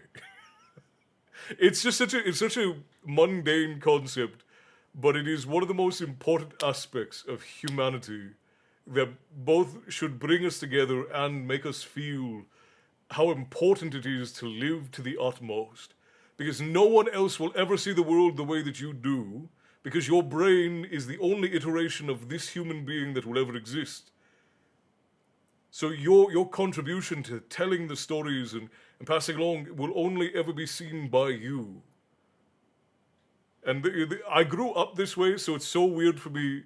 It was so weird for me as a boy talking to people who weren't raised with these notions and these ideas, because this is how I grew up. Okay, let's do The Mermaid. We've waffled through almost an hour of songs. I'm on the phone with Rabbits in the morning. Be back soonish. That's all right. I don't know how you're going to do it, but you got to give her a big wet kiss from us now, Bear. Through the phone. You got to lick the phone. That's the rules. I don't make the rules. I do make the rules. I don't make the rules, but your spouse was mentioned. You got to give her a big old wet kiss, Bear. I don't know how you're going to do it, but you're going to have to figure it out. All right. When I was a lad in a fishing town, the old man said to me, "You can spend your life, your jolly life, just a-sailing on the sea. You can search the world for pretty girls till your eyes are weak and dim, but don't go searching for a mermaid, son, if you don't know how to swim. 'Cause her hair was green as seaweed, her skin was blue and pale, her face it was a work of art. I love that girl with all my heart. But I only liked the upper part, I did not like the tail. I signed on to a sailing ship, my very first day at sea. I seen a mermaid in the waves a-reaching out to me. 'Come live with me in the sea,' she said, 'down on the ocean floor, and I'll show you a million wondrous things you've never seen before.' So over I jumped and she pulled me down to her seaweed bed. And on a pillow made of a tortoise shell she placed beneath my head. She fed me shrimp and caviar upon a silver dish. From her head to her waist she was just my taste, but the rest of her was a fish. 'Cause her hair was green as seaweed, her skin was blue and pale, her face it was a work of art. I loved that girl with all my heart, but I only liked the upper part, I did not like the tail. But then one day she swam away, so I sang to the clams and the whales. Oh, how I missed her seaweed hair and the silver shine of her scales. But then her sister, she swam by, and she set my heart a-whirl, 'cause her upper part was an ugly fish, but the bottom part was a girl. Yes, her hair was green as seaweed, her skin was blue and pale, her legs, they are a work of art. I love that girl with all my heart. I don't give a damn about the upper part, 'cause that's how I get my tail. Ah, what a riot that one is. Connection's good here. Thank you, Marissa. I appreciate you, love. Well, you only have one life, as far as we know, Feywitch, so you might as well give it all you got. As I tell the boy all the time, you got 2 butt cheeks for a reason. Whole ass everything, don't half ass anything.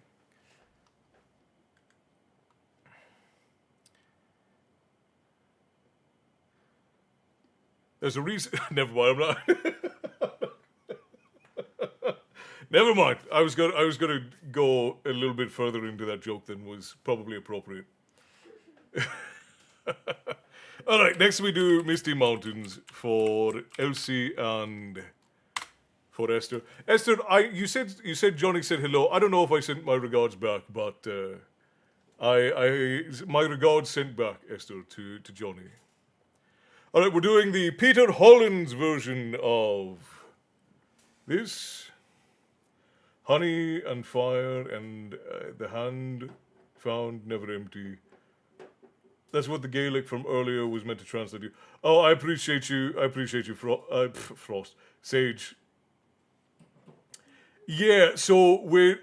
Ashen, hello, good to see you. So, Sage, when you copy and pasted it in, 2 of the words were pushed together without a space by a period, and that made the YouTube think it was a link, and it doesn't let you post links. I think we have more than one live. Geez, he asks us to be appropriate, but he's the ring. Look, I didn't say anything. I stopped myself. I stuck to my own rules.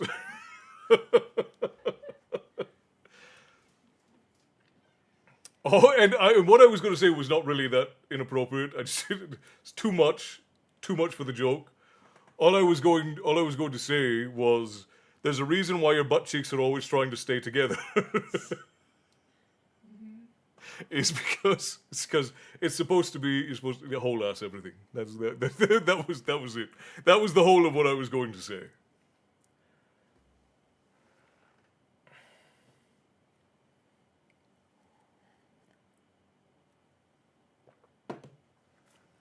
All right.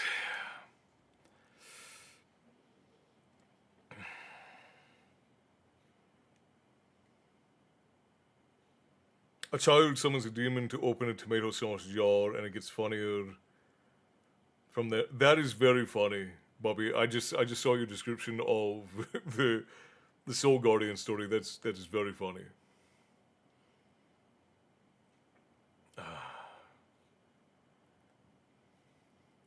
Okay. Yeah, it wasn't that bad. But it's more inappropriate than I like to be. More inappropriate than I like to be. Gosh, still ladies over here trying to get me in trouble too. All right, we're doing the Peter Hollins version of Misty Mountains. Let's get into it, boys and girls. Far over the misty mountains cold, to dungeons deep and caverns old,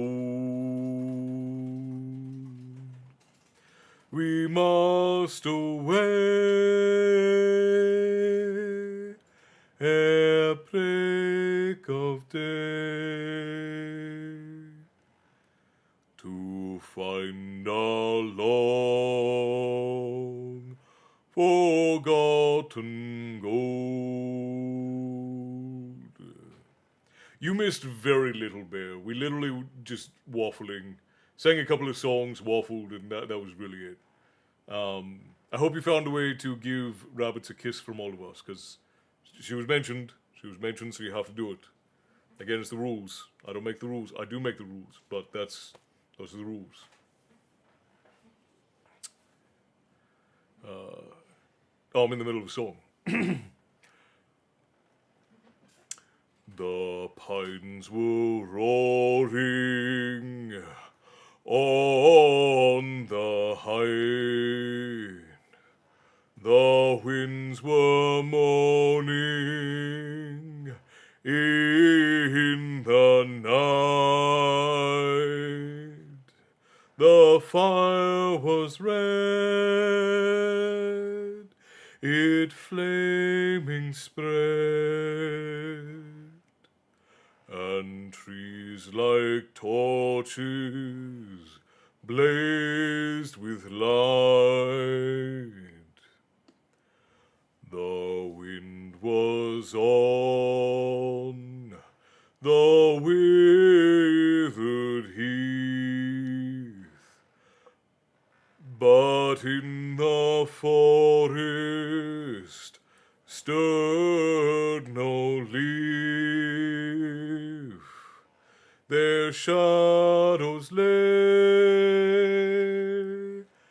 be night or day, and dark things silent crept beneath. The loophole in the rule is that she wasn't mentioned by name, so it doesn't count. This is the internet, Bear. As far as I'm concerned, your wife's name is Rabbits. Now, I know that's not her name, but as far as any of us are concerned, your wife's legal name in the glorious kingdom of Her Majesty's Australia, or I guess it's His Majesty's Australia now, is Rabbits.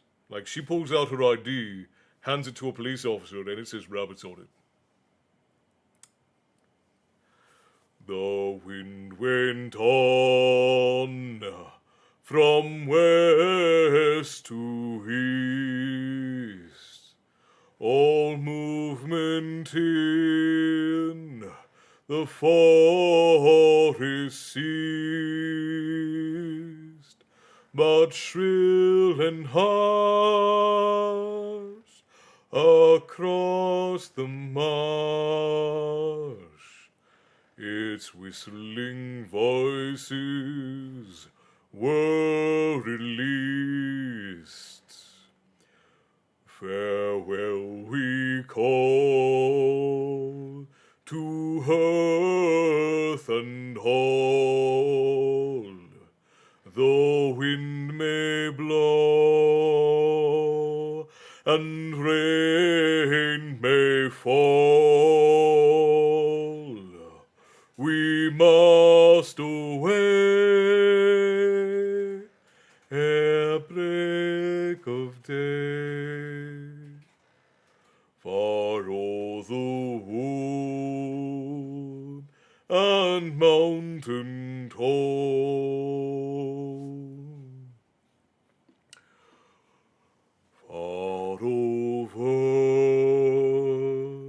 the misty mountains cold, to dungeons deep and caverns old, we must away ere break of day, to find our long forgotten gold.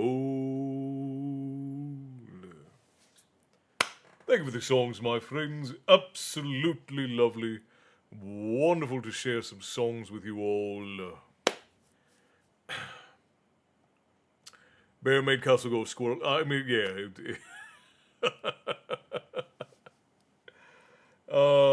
Globe Trek, thank you for the likes. And to everyone who likes and shares Storytime while my head is down, it is deeply appreciated.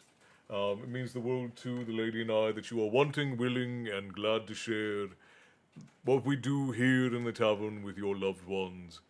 Cheers, my friends. Sage, just so you know, I'm not ignoring you.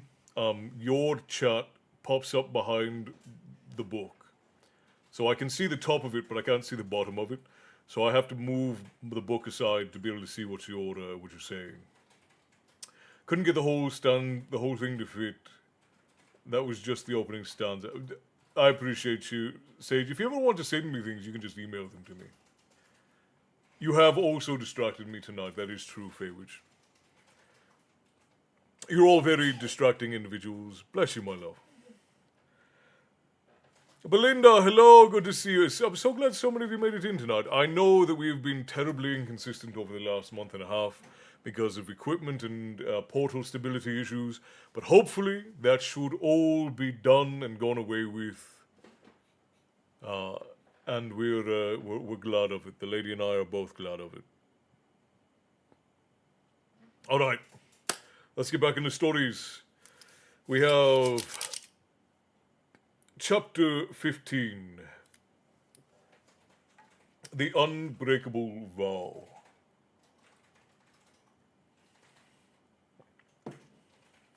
Bear says blessings to you as well. This place is a distraction, but only in the best of ways. It is a preoccupation of the highest order, Frost. I guess it's my occupation, it's your guys' preoccupation. Dr. Susan, thank you for the hard meat. Tips to the tavern keeper, always appreciated. Thank you very much. I didn't realize that put a little heart in my head when that happened. That's very funny. I've been doing this for so long, I don't know which of those things animate on top of me and which ones don't. Thank you for the lightning bolts as well. Tips to the tavern keeper, always appreciated. Okay, let's continue. Chapter 15 of Harry Potter and the Half-Blood Prince. The Unbreakable Vow.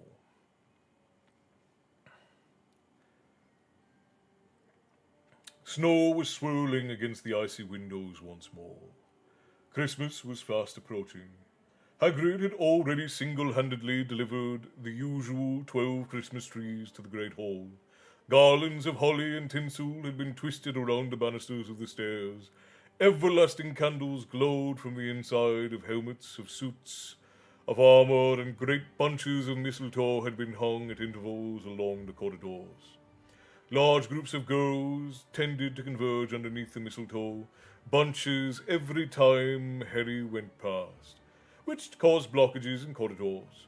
Fortunately, however, Harry's frequent nighttime wanderings had given him an unusually good knowledge of the castle's secret passageways, so that he was able, without too much difficulty, to navigate mistletoe-free routes between classes. Ron, who might have found the necessity of these detours a cause for jealousy rather than hilarity, simply roared with laughter about it all.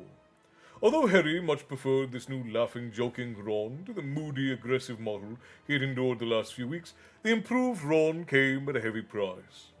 Firstly, Harry had to put up with the frequent presence of Lavender Brown, who seemed to regard any moment that she was not kissing Ron as a moment wasted. And secondly, Harry found himself once more the best friend of two people who seemed unlikely ever to speak to each other again.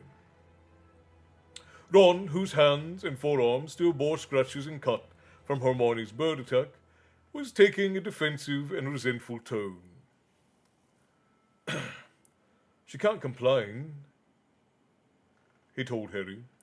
She snogged Crumb, so she's found out someone wants to snog me too. Well, it's a free country, I haven't done anything wrong. Harry did not answer, but pretended to be absorbed in the book they were supposed to read before Charms the next morning. Quintessence, A Quest.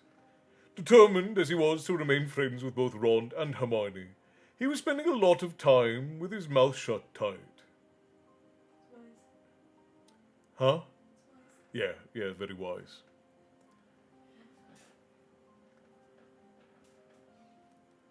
Sorry, that was a text message and there was a jumbled. That's quite alright. So, to get to why I haven't been around, first and foremost, shite mental health, so I constantly feel like I'm not worthy of being in here and self-sabotaging by staying away. Secondly, my poor sister had knee surgery recently, so we were taking care of the kids for a week, and then we had a family reunion from the last Sunday to this Tuesday, so I was pretty busy. Well, barring the not good things there, sounds to me like you were spending time with family and taking care of things that needed to be taken care of. So, I'd say that those are all justifiable reasons to give us a miss, but we're glad that you're back.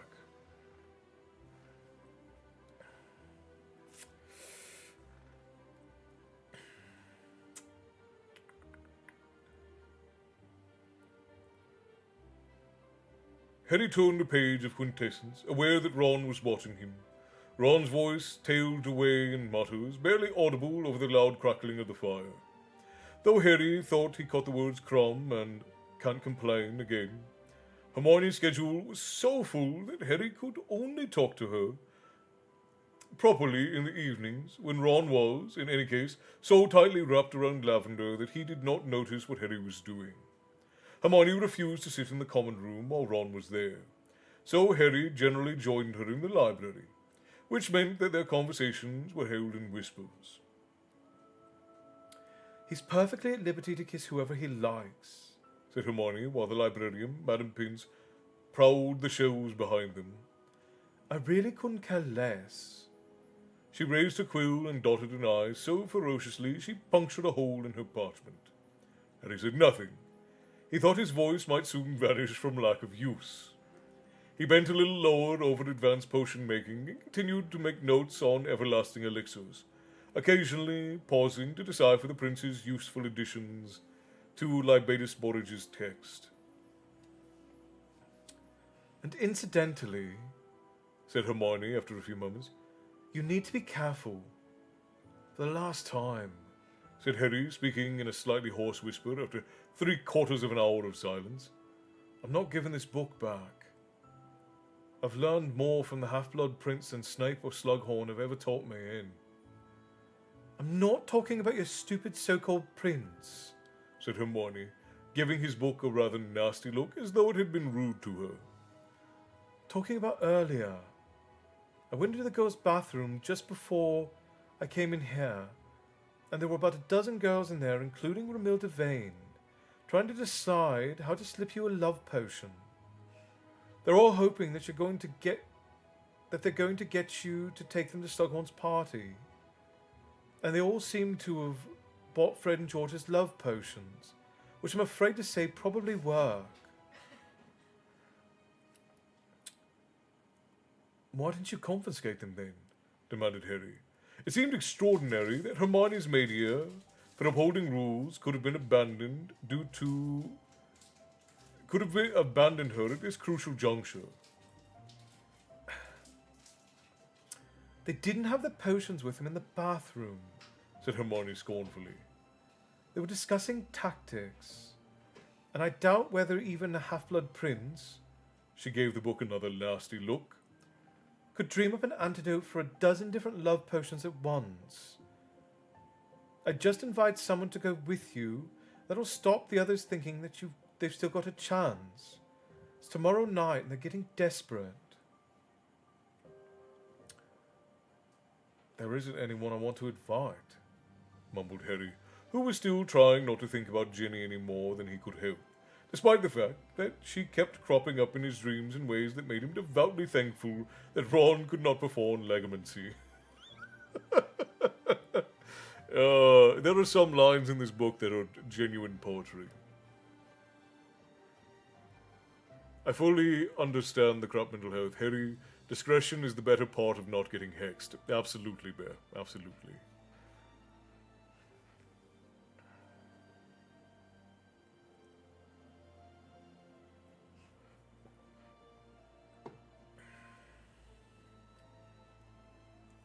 Well, and Faye, what I'm about to say is probably an unpopular way of addressing those sorts of thoughts, but as someone who works broadly in the view of other people, my job is to more or less be liked by people.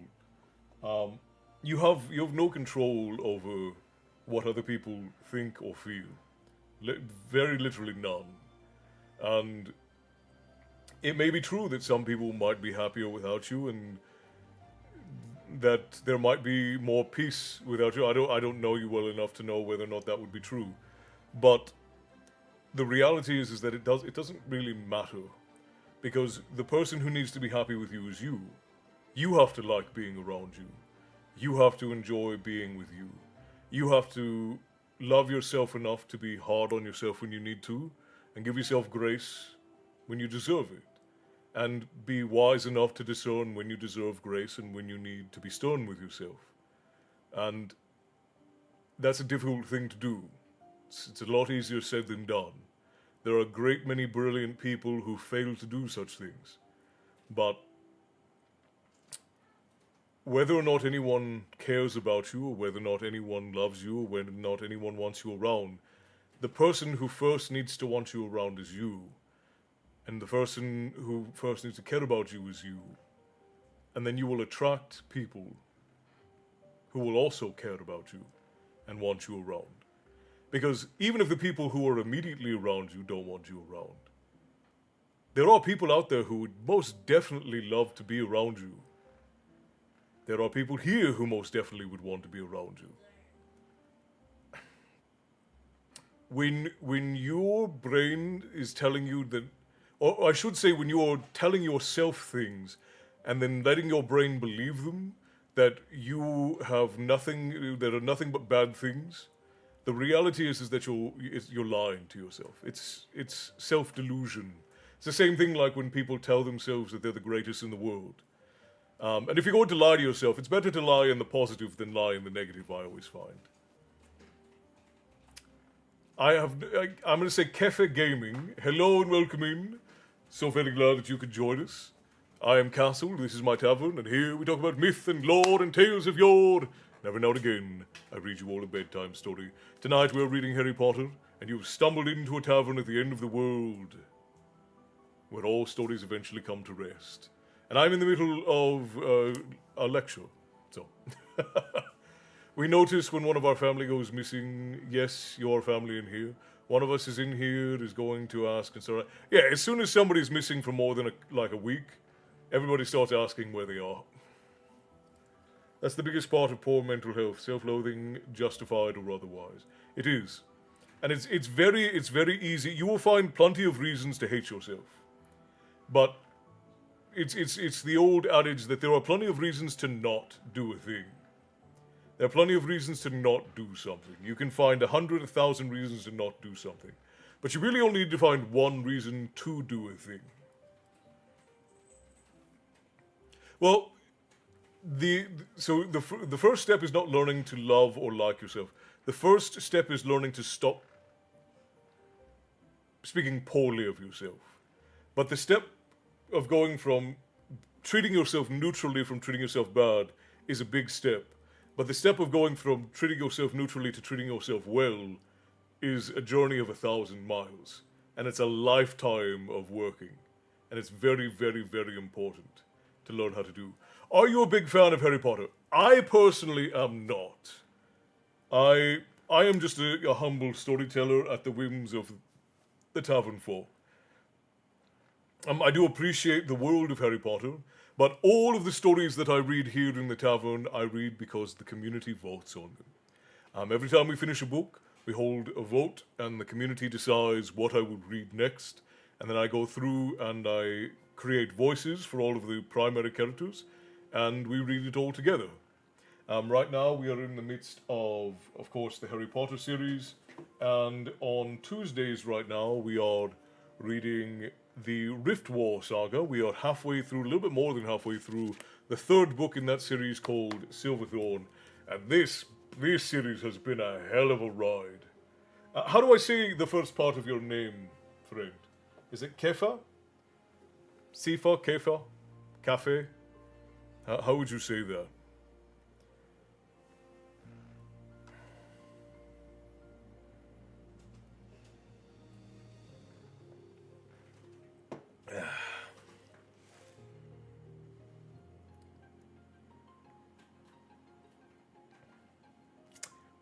I appreciate the grace and patience, Sage. I'll get this sorted so that it's a little bit easier for me to see everything. You know what? I should. Well, I'm not going to mess with it right now, but I'll rearrange it so it's a little bit easier for me to read everything coming in. I'm going to go head back down, but I will pop back up in a bit to address any questions or things that pop up, friends.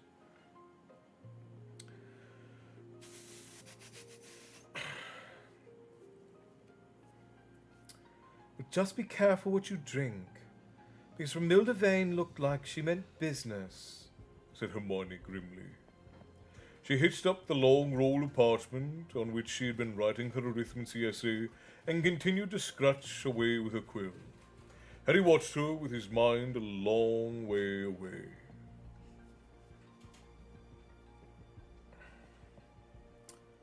Hang on a moment, he said slowly. I thought Filch banned anything bought at Weasley's Wizard Wheezes. And when has anyone ever paid attention to what Filch has banned? Said Hermione, still concentrating on her essay. But I thought all the owls were being searched. How come these girls are able to bring love potions into school? Fred and George have been send them disguised as perfumes and cough potions, said Hermione. And part of their owl order service. You know a lot about it. Hermione gave him a kind of nasty look. She had just given his copy of Advanced Potion Making. It was all on the back of the bottles they showed Ginny and me in the summer, she said coldly. Don't go around putting potions into people's drinks, or pretending to either, which is just as bad. Yeah, well, never mind that, said Harry quickly. The point is, Filch is being fooled, isn't he? These girls are getting stuff into school disguised as something else. So why couldn't Malfoy have just brought the necklace into the school? Oh, Harry, not again. Come on, why not? Demanded Harry. Look, sighed Hermione. Secrecy centers detect jinxes, curses, and concealment charms, don't they? They're used to find dark magic and dark objects. They'd have picked up a powerful curse, like the one on the necklace, within seconds. But something that's just been put in the wrong bottle wouldn't register. Anyways, love potions aren't dark or dangerous. Easy for you to say, muttered Harry, thinking of Romilda Vane. So it would be down to Filch to realise it wasn't a cough potion and... So it would be down to Filch to realise it wasn't a cough potion, and he's not a very good wizard. I doubt he can tell one potion from... Hermione stopped dead. Harry had heard it too. Somebody had moved close behind them among the dark bookshelves. They waited, and a moment later, the vulture-like countenance of Madame Pince appeared around the corner. Her sunken cheeks, her skin like parchment, and her long hooked nose illuminated unflatteringly by the lamp she was carrying. The library's closed, she said. Mind you return anything you've borrowed to the correct. What have you been doing to that book, you depraved boy? It isn't the library's, it's mine, he said hastily, snatching his copy of Advanced Potion Making off the table as she lunged with a claw-like hand. Despoiled, she hissed. Desecrated, fouled. It's just a book that's been written on, said Harry, tugging it out of her grip. She looked as though she might have a seizure. Hermione, who had hastily packed her things, grabbed Harry by the arm and frog-marched him away. She'll ban you from the library if you're not careful. Why did you have to bring that stupid book? It's not my fault she's barking mad, Hermione. Or do you think she overheard me being rude about Filch? I've always thought there might be something going on between them. Oh, ha ha. Enjoying the fact that they could speak normally again, they made their way along the deserted lamplit corridors back to the common room, arguing about whether or not Filch and Madame Pince were secretly in love with each other. Bubbles, said Harry to the fat lady, this being the new festive password. Same to you, Said the fat lady, with a roguish grin as she swung forward to admit them. Hi, Harry. Said Romilda Vane the moment he climbed through the portrait hole. Fancy a gilly water? Hermione gave him a "what did I tell you" look over her shoulder. No thanks, Said Harry quickly. I don't like it much. Well, take these anyway. Said Romilda, thrusting a box into his hand. Chocolate cauldrons. They got fire whiskey in them. My gran sent them to me, but I don't like them. Oh, right. Thanks a lot, said Harry, who could not think of what else to say. I'm just going to be over here with... He hurried off behind Hermione, his voice tailing away feebly. I told you, said Hermione succinctly.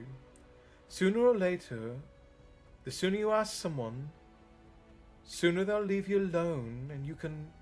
But her face suddenly turned blank. She had spotted Ron and Lavender, who were entwined in the same chair. Well, good night, Harry, said Hermione, as though it was only 7 o'clock in the evening. She left the girls' dormitory without another word. Harry went to bed, comforting himself that there was only one more day of lessons to struggle through, plus Slughorn's party, after which he and Ron would depart together for the Burrow. It now seemed impossible that Ron and Hermione would make up with each other before the holidays. But perhaps, somehow, the break would give them time to calm down, think better of their behavior. But his hopes were not high, and they sank still lower after enduring a transfiguration lesson with both of them the next day. They had just embarked upon an immensely difficult topic of human transfiguration, working in front of mirrors. They were supposed to be changing the colours of their own eyebrows. Hermione laughed unkindly at Ron's disastrous first attempt, during which he somehow managed to give himself a spectacular handlebar moustache. Ron retaliated by doing a cruel but accurate impersonation of Hermione, jumping up and down in her seat every time Professor McGonagall asked a question, which Lavender and Parvati found deeply amusing, which reduced Hermione to the verge of tears again. She raced out of the classroom on the bell, leaving half her things behind. Harry, deciding that her need was greater than Ron's just now, scooped up her remaining possessions and followed her. He finally tracked her down as she emerged from the girls' bathroom on the floor below. She was accompanied by Luna Lovegood, who was patting her vaguely on the back. Oh, hello, Harry, said Luna. Did you know one of your eyebrows is bright yellow?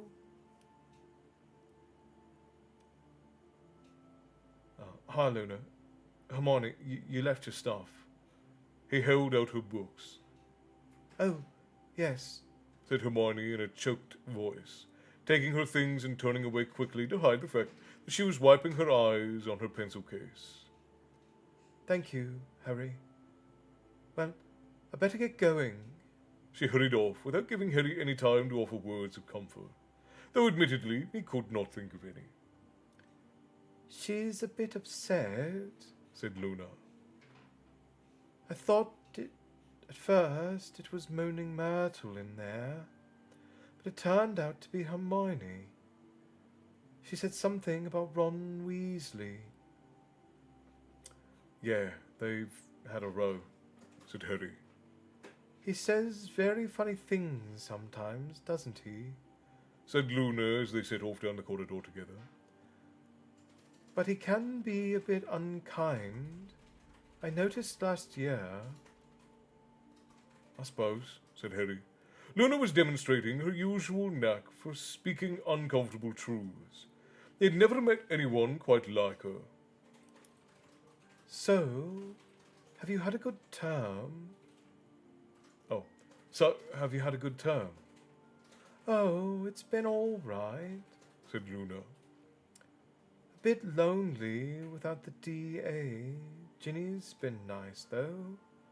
She stopped 2 boys in our transfiguration class calling me loony the other day. How would you like to come to Slughorn's party with me tonight? The words were out of Harry's mouth before he could stop them. He heard himself say them as though it were a stranger speaking. Luna turned her protuberant eyes upon him in surprise. Slughorn's party? With you? Yeah, said Harry. We're supposed to bring guests, so I thought you might like. He was keen to make his intentions perfectly clear. Just as friends, but if you don't want to. He was already half hoping that she didn't want to. Oh, no. I'd love to go with you as friends, said Luna, beaming as he had never seen her beam before. Nobody's ever asked me to a party before. As a friend. Is that why you dyed your eyebrow? For the party? Should I do mine too?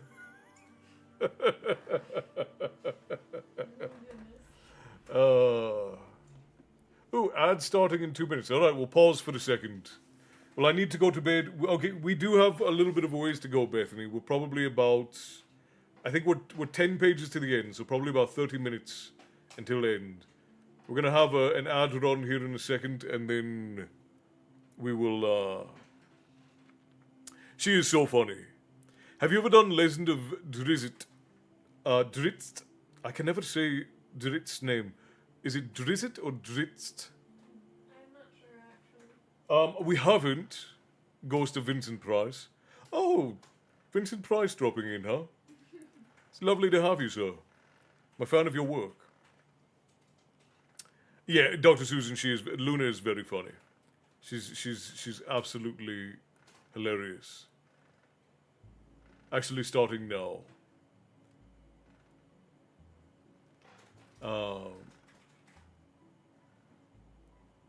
I do have a couple of the books, because what's his name? Salvatore? R.A. Salvatore? We have them, they just haven't been voted into Storytime by the community at whole. She is very much a pure heart. And a little bit out there, but that's alright. As I said, there's no such thing really as weird.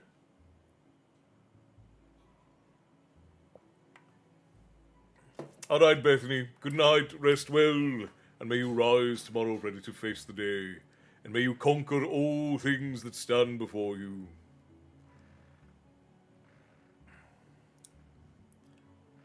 Oh, I forgot to change the title over on TikTok. Still says testing the portals.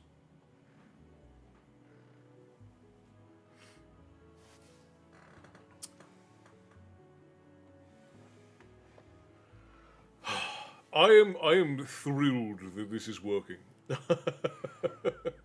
We've not had any interruptions, we've not had any freezing, everything looks very clear, everything looks very crisp.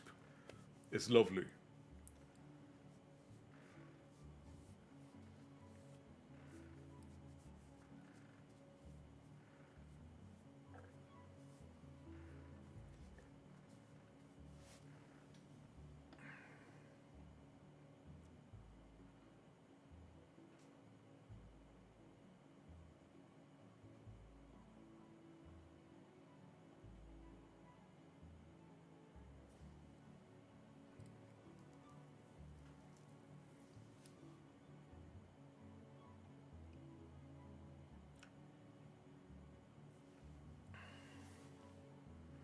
I will be honest, Bear, with my academic books, I do dog ear my textbooks. I would never do it to a novel, but when I have something that is a reference book or a textbook, I do dog ear my textbooks. I either dog ear them or I will do page markers. But if it's a novel of some sort, I will use bookmarks.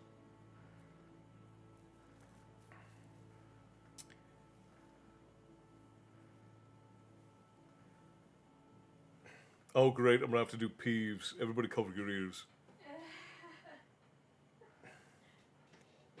I haven't had to do Peeves in... Because I don't think we had any Peeves in the last book.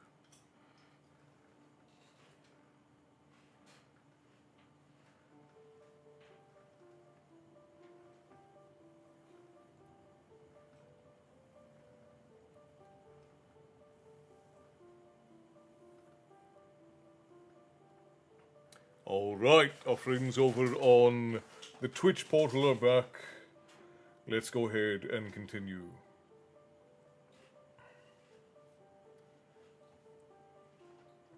No, said Harry firmly. That was a mistake.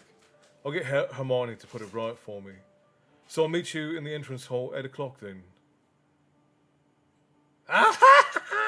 Screamed a voice from overhead, and both of them jumped. Unnoticed by either of them, they had just passed right underneath Peeves, who was hanging upside down from a chandelier and grinning maliciously. Potty asked Looney to go to the party. Potty loves Looney. Potty loves Looney. And he zoomed away, cackling and shrieking, Potty loves Looney. Nice to keep these things private, said Harry. And sure enough, in no time at all, the whole school seemed to know that Harry Potter was taking Luna Lovegood to Slughorn's party. You could have taken anyone, said Ron in disbelief over dinner. Anyone, and you chose Looney Lovegood. Don't call her that, Ron, Snapped Ginny, pausing behind Harry on her way to join friends. I'm really glad you're taking her, Harry. She's so excited. And she moved on down the table to sit with Dean. Harry tried to feel pleased that Ginny was glad he was taking Luna to the party, but could not quite manage it. A long way along the table, Hermione was sitting alone, playing with her stool. Harry noticed Ron looking at her furtively. You could say sorry, Harry suggested bluntly. What, and get attacked by another load of canaries? Muttered Ron. What did you have to imitate her for? She laughed at my moustache. So did I. It was the stupidest thing I've ever seen. But Ron did not seem to have heard. Lavender had just arrived with Parvati. Squeezing herself in between Harry and Ron, Lavender flung her arms around Ron's neck. Hi, Harry, said Parvati, who, like him, looked faintly embarrassed and bored by the behaviour of their two friends. Hi, said Harry. how are you? You're staying at Hogwarts then? I heard your parents wanted you to leave. I managed to talk them out of it for the time being. That Katie thing really freaked them out. But as there hasn't been anything since... Oh, hi, Hermione. Parvati positively beamed. Harry could tell that she was feeling guilty for having laughed at Hermione in Transfiguration. He looked around and saw that Hermione was beaming back, if possible even more brightly. Girls were very strange sometimes. Hi, Parvati, said Hermione, ignoring Ron and Lavender completely. Are you going to Slughorn's party tonight? No invite, said Parvati gloomily. Love to go, though. Sounds like it's going to be really good. You're going, aren't you? Yes. I'm meeting Cormac at 8 and we're... There was a noise like a plunger being withdrawn from a blocked sink, and Ron surfaced. Hermione acted as though she had not seen or heard anything. And we're going to the party together. Cormac, Parvati said. Cormac McLaggen, you mean? That's right, said Hermione sweetly. The one who almost, she put a great deal of emphasis on the word, became Gryffindor keeper. Are you going out with him then? Asked Parvati wide-eyed. Oh, yes, didn't you know? Said Hermione with the most un-Hermione-ish giggle. No, said Parvati, looking positively agog at this piece of gossip. Wow, you like your Quidditch players, don't you? First Crom, then McLaggen. I like really good Quidditch players. Ooh, burn! Ouch! What a way, like, Ron catching strays. What did she say? She said, I like really good Quidditch players. Hermione corrected her, still smiling. Well, see you. I've got to go and get ready for the party. She left. At once, Lavender and Parvati put their heads together to discuss this new development. With everything they had ever heard about McLaggen and all they had ever guessed about Hermione, Ron looked strangely blank and said nothing. Harry was left to ponder in silence the depths to which girls would sink to get revenge. Oh, absolutely lovely. Yeah, cold water and aloe for that burn. You're going to need it. When he arrived at the entrance hall at 8 o'clock that night, he found an unusually large number of girls lurking there, all of whom seemed to be staring at him resentfully as he approached Luna.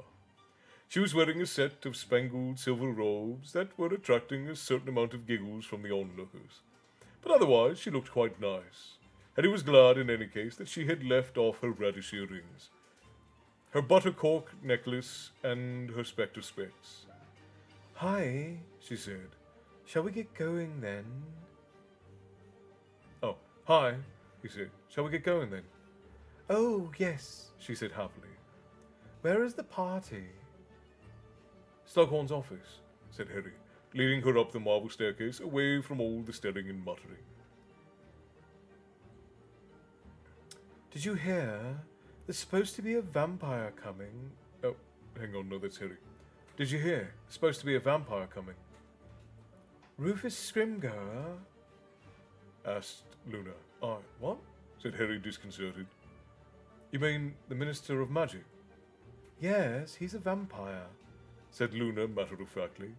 Father wrote a very long article about it when Scrimgeour first took over from Cornelius Fudge. But he was forced not to publish by someone from the ministry. Obviously, they didn't want the truth to get out. That was a dry ice burn, it was so cold. Ouch, I felt that burn from here. Whew. Ron caught some strays in that crossfire, that was for sure. And not by accident, I'll tell you.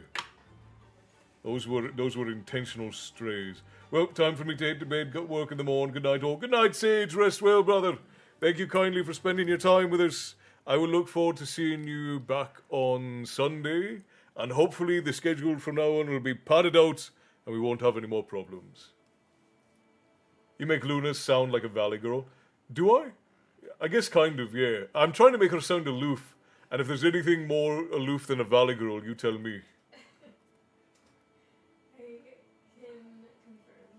I can confirm. I am betrothed to a valley girl, so she would be the expert on it. Harry, who thought it most unlikely that Rufus Scrimgeour was a vampire, but who was used to Luna repeating her father's bizarre views as though they were facts, did not reply. They were already approaching Slughorn's office, and sounds of laughter, music, and loud conversation were growing louder with every step they took. Whether it had been built that way, or because he had used magic trickery to make it so, Slughorn's office was much larger than the usual teacher's study. The ceiling and walls had been draped with emerald, crimson, and gold hangings, so that it looked as though they were all inside a vast tent. The room was crowded and stuffy and bathed in red light cast by ornate golden lamps dangling from the center of the ceiling, in which real fairies were fluttering, each a brilliant speck of light. Loud singing accompanied by what sounded like mandolins issued from a corner. A haze of pipe smoke hung over several elderly warlocks deep in conversation, and a number of house elves were negotiating their way squeakily through the forest of knees, obscured by the heavy silver platters of food that they were bearing, so that they looked like roving tables. "Harry, my boy!" said Slughorn, almost as soon as Harry and Luna had squeezed through the door. Come in, come in! So many people I'd like you to meet!" Slughorn was wearing a tasselled velvet hat to match his smoking jacket. Gripping Harry's arms so tightly he might have been hoping to disapparate with him, Slughorn led him purposely into the party. Harry seized Luna's hand and dragged her along with him. "Harry, I'd like you to meet Elder Warhol, old student of mine, an author of Blood Brothers, A Life Amongst the Vampires, and of course, his friend, Seguini. Warple was a small, stout, bespectacled man, grabbed Harry's hand and shook it enthusiastically. The vampire, Seguini, who was tall and emaciated with dark shadows under his eyes, merely nodded.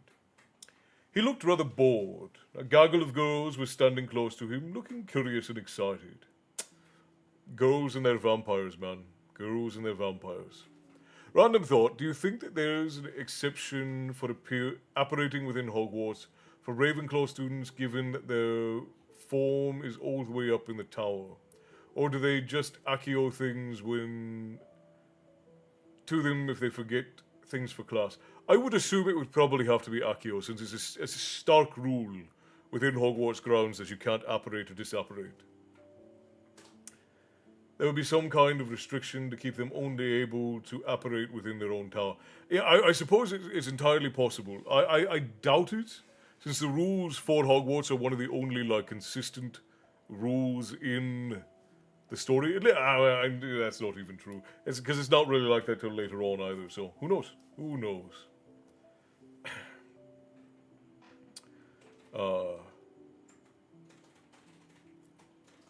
Harry Potter!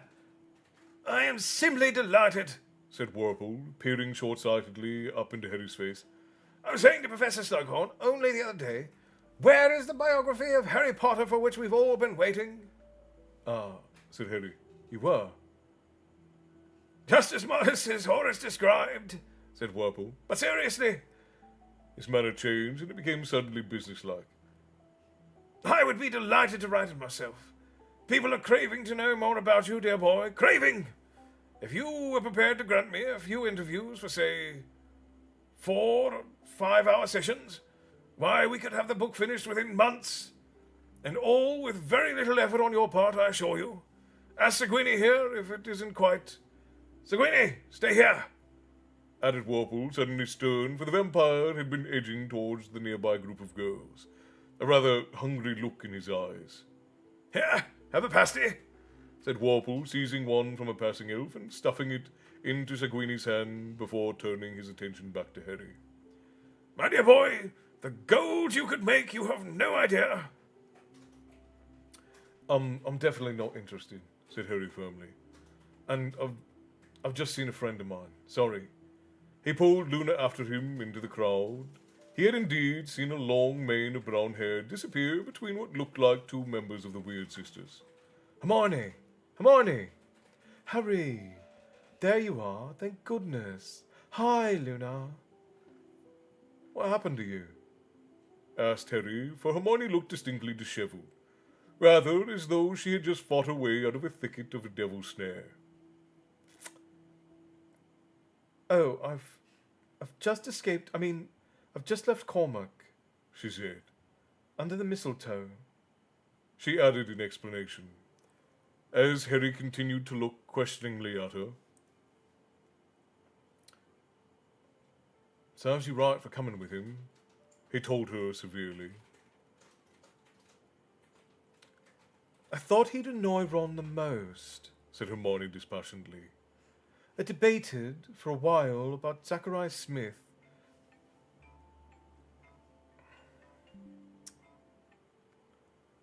But I thought, on the whole... You considered Smith? Said Harry, revolted. Yes, I did. I'm starting to wish I'd chose him. McLagan makes Grop look like a gentleman. Let's go this way. We'll be able to see him coming. He's so tall. The 3 of them made their way over to the other side of the room, scooping up goblets of mead along the way. Realizing too late that Professor Trelawney was standing there alone. Hello, said Luna politely to Professor Trelawney. Good evening, my dear, said Professor Trelawney, focusing upon Luna with some difficulty. Harry could smell the cooking sherry again. I haven't seen you in my classes lately. No, I got Firenze this year, said Luna. Oh, of course. Said Trelawney with an angry, drunken titter.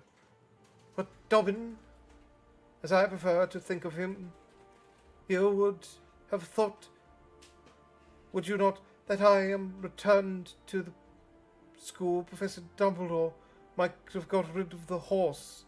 But no, we share classes. It's frankly an insult. Frankly an insult. Do you know? Professor Trelawney seemed too tipsy to have recognized Harry. Under cover of her furious criticisms of friends, Harry drew closer to Hermione and said, Let's get something straight. Are you planning to tell Ron that you interfered at keeper tryouts? Hermione raised her eyebrows. Do you really think I'd stoop that low? Harry looked at her shrewdly. Hermione, if you can ask out McLaggen. There's a difference, Hermione said with dignity. I've got no plans to tell Ron anything that might or might not have happened at keeper tryouts. Good, said Harry fervently, because he'll just fall apart again, and we'll lose the next match. Quidditch, said Hermione angrily. It's that all boys care about. Cormac hasn't asked me a single question about myself. No, I've just been treated to 100 great saves by Cormac McLaggen, non-stop, ever since... Oh no, here he comes. She moved so fast, it was as though she had disapparated. One moment she was there, the next she had squeezed between two guffawing witches and vanished. Say, Hermione, asked McLaggen, forcing his way through the throng a minute later. No, sorry, said Harry and he turned quickly to join Luna's conversation, forgetting for a split second whom she was talking to. Harry Potter, said Professor Trelawney in a deep, vibrant tones, noticing him for the first time. Oh, hello, said Harry unenthusiastically. my dear boy, She said in a very caring whisper. the rumours, the stories, the chosen one, of course, I have known for a very long time.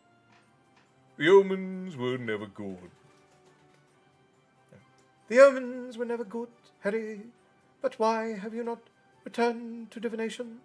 For you, of all people, the subject is of utmost importance. Ah, Sybil, we all think your subject's most important, said a loud voice, and Slughorn appeared at Professor Trelawney's other side.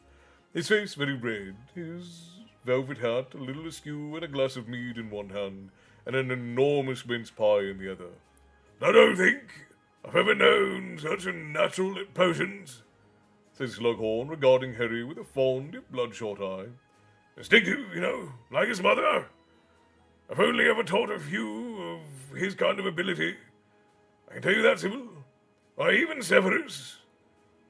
And to Harry's horror, Slughorn threw out an arm and seemed to scoop Snape out of thin air toward him.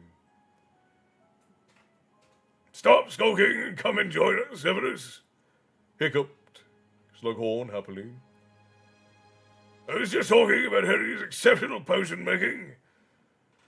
Some credit must go to you, of course. You taught him for 5 years. Trapped with Slughorn's arm around his shoulder, Snape looked down his hooked nose at Harry, his black eyes narrowed. Funny. I never had the impression that I'd managed to teach Potter anything at all. Well then, it's natural ability, said Slughorn.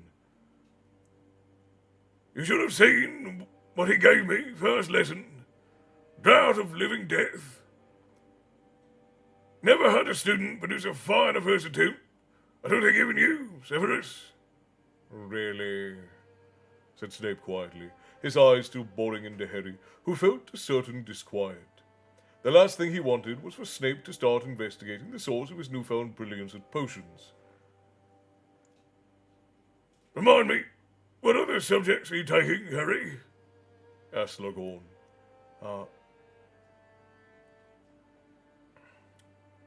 Defense against the dark arts, charms, transfiguration, abology, all subjects required, in short, for an aura said Snape with a faintest sneer. Yeah, well, that's what I'd like to do, said Harry defiantly.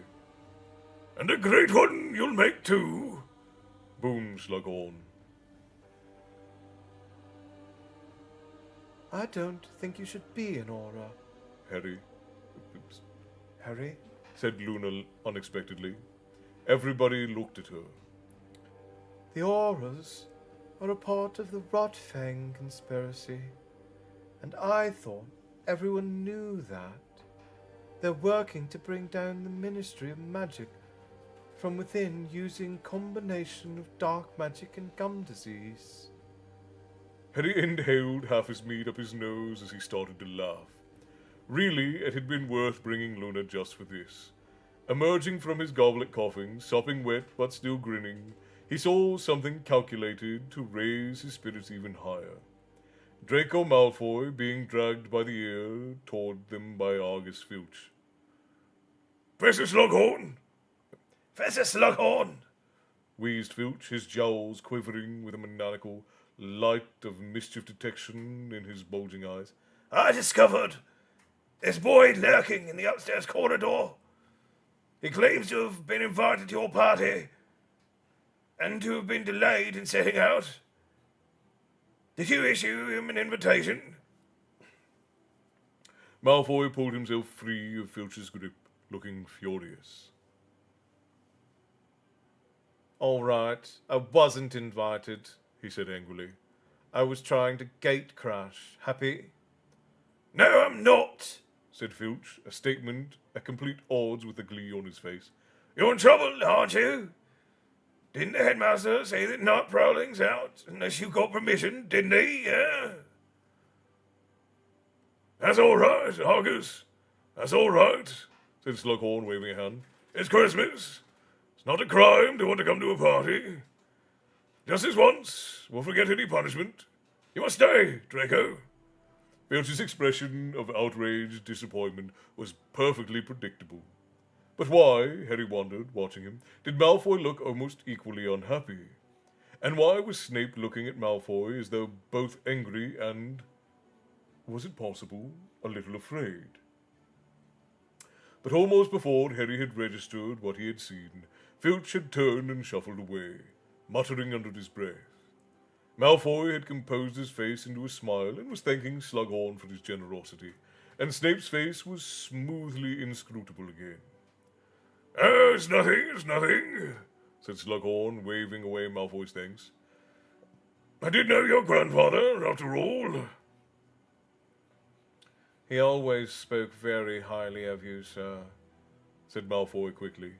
Said you were the best potions maker he'd ever known. Harry stared at Malfoy. It was not the sucking up that intrigued him. He had watched Malfoy do that to Snape for a long time. It was the fact that Malfoy did, after all, look a little ill. This was the first time he had seen Malfoy close up for ages. He now saw that Malfoy had dark shadows under his eyes, and a distinctly greyish tinge to his skin. I'd like a word with you, Draco, said Snape suddenly. Oh, no, Severus, said Slughorn, hiccuping again. It's Christmas, don't be too hard. I'm his head of house, and I shall decide how hard or otherwise to be, said Snape curtly. Follow me, Draco. They left, Snape leading the way, Malfoy looking resentful. Harry stood there for a moment, irresolute, then said, I'll be back in a bit, Luna. Bathroom. All right, she said cheerfully, and he thought he heard her as he hurried off into the crowd, resumed the subject of the Rotfang conspiracy with Professor Trelawney, who seemed sincerely interested.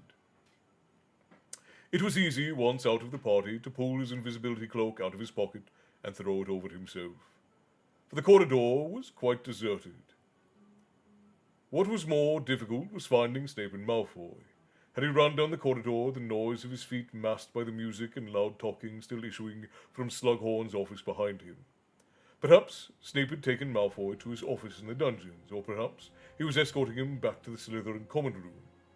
Harry pressed his ears against door after door as he dashed down the corridor until he felt a great jolt of excitement.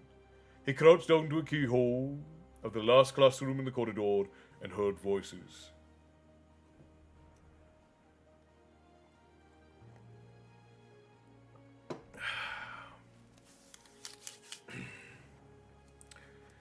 Faye, thank you for the hydrate and the stretch. I appreciate it. Oh.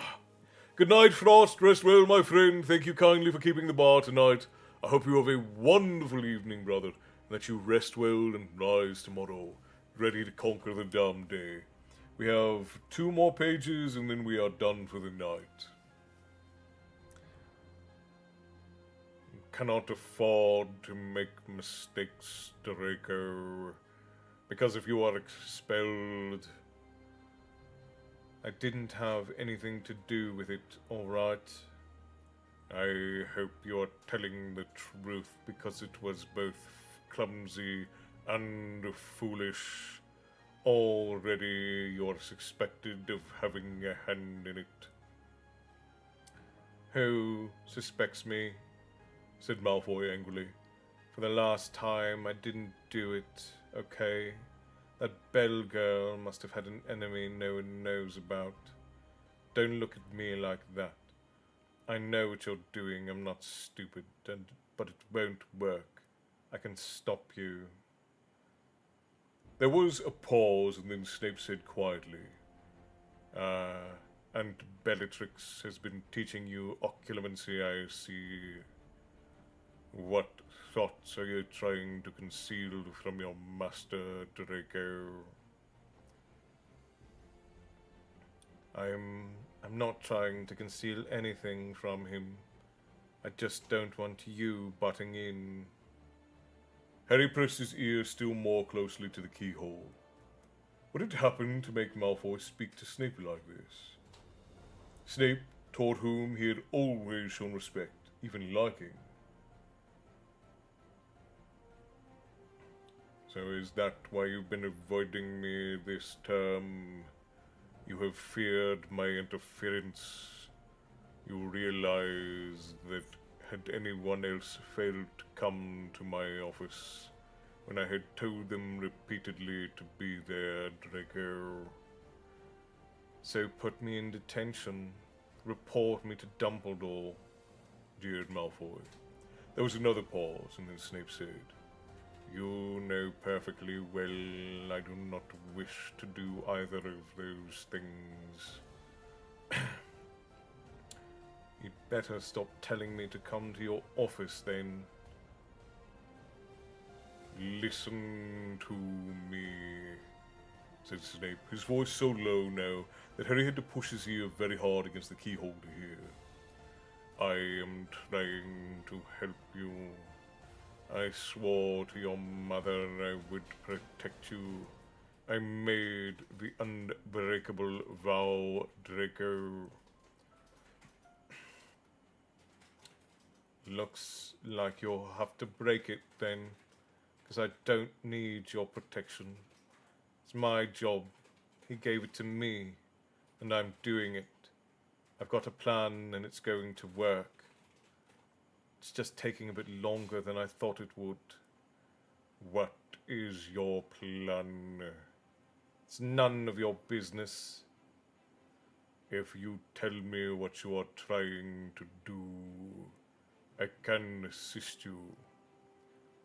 I've got all the assistance I need. Thanks. I'm not alone. You were certainly alone tonight, which was foolish in the extreme. Wandering the corridors without lookouts or backup.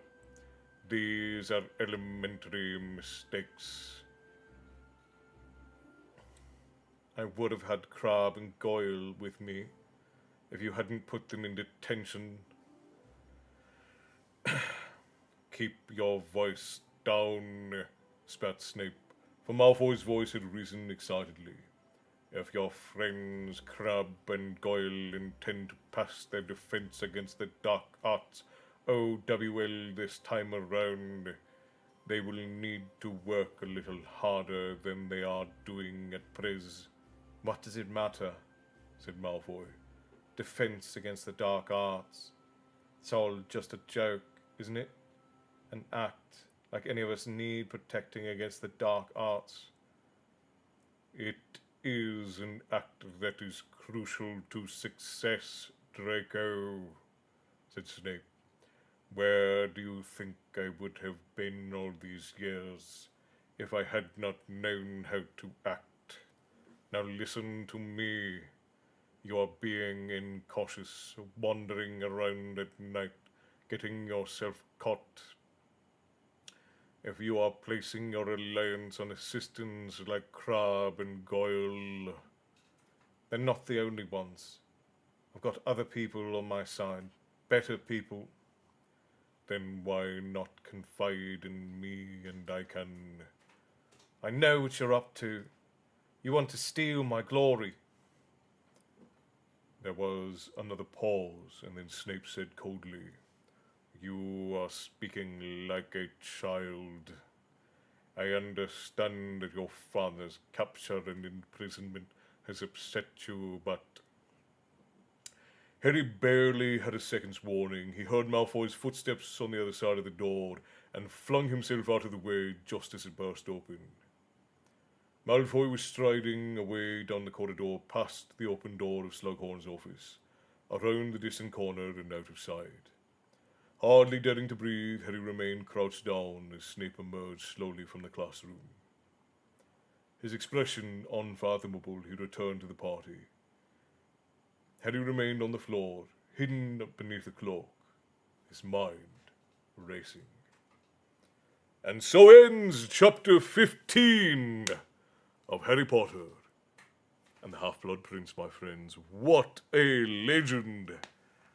Crystal, oh, I'm way late, but I'm here. That's quite all right. We've had quite inconsistent scheduling these last couple of weeks, but we think we've got everything fixed now. Everything certainly was wonderful tonight. Lovely, no interruptions. It's absolutely spectacular. And my friends, I think we're going to do one song tonight to send us all off, and then that will be it. And we're going to let the lady pick the song tonight. My love, what should we sing to send everyone off?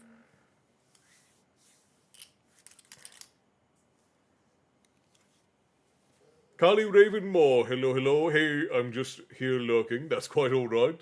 I don't recognize the names. Is this your first time in, or have you come in from somewhere out and about? Any which way, if you don't know who I am, I'm Castle. This is my tavern, and here we talk about myth and lore and tales of war. Every now and again, I read you all a bedtime story. Tonight, we were reading Harry Potter. And all stories eventually come to rest here, and you have stumbled your way in because you were seeking a story. Susan, thank you for the heart me. I appreciate that. We got Susan and Dr. Susan over on TikTok.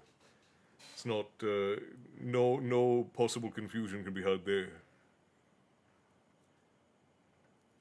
Faces Into the West, maybe.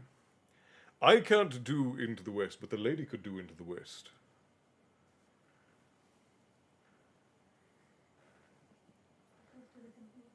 Huh?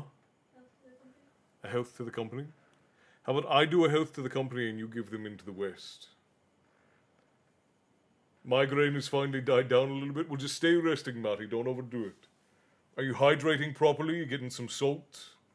Making sure that you are getting some sunlight out in the day? You're getting all your vitamins and whatnot?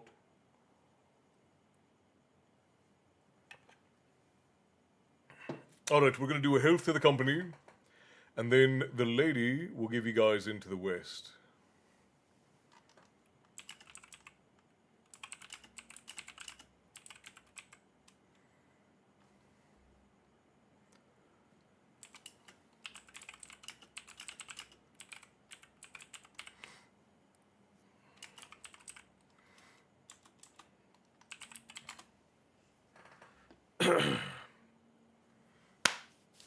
This is one of my favorite send-off songs too, so All right, friends, fill your glass and prepare for the end. Kind friends and companions, come join me in rhyme. Come lift up your voices in chorus with mine.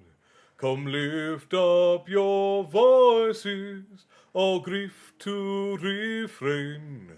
For we may or might never all meet here again.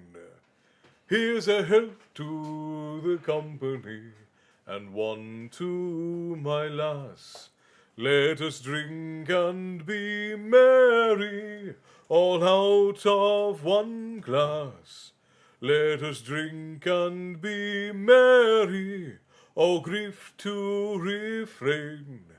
For we may or might never all meet here again.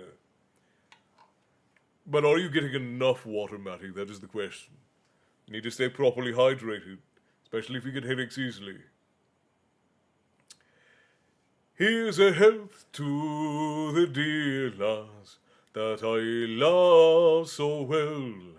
For her style and her beauty, sure none can excel. There's a smile on her countenance as she sits on my knee. There's no man in this wide world as happy as me. Here's a health to the company, and one to my lass. Let us drink and be merry, all out of one glass. Let us drink and be merry, all grief to refrain. For we may or may never all meet here again. Our ship lies at anchor, she's ready to dock. I wish her safe landing without any shock. If ever I should meet you by land or by sea, I will always remember your kindness to me. Here's a health to the company, and one to my lass. Let us drink and be merry, all out of one glass. Let us drink and be merry, all grief to refrain. For we may or might never all meet here again. Here's a health to the company, and one to my lass. Let us drink and be merry, all out of one glass. Let us drink and be merry, all grief to refrain. For we may or might never all meet here again. Cheers, friends. My love, before you beseech yourself, you have to come and sing for the people. Your adoring audience requests Into the West.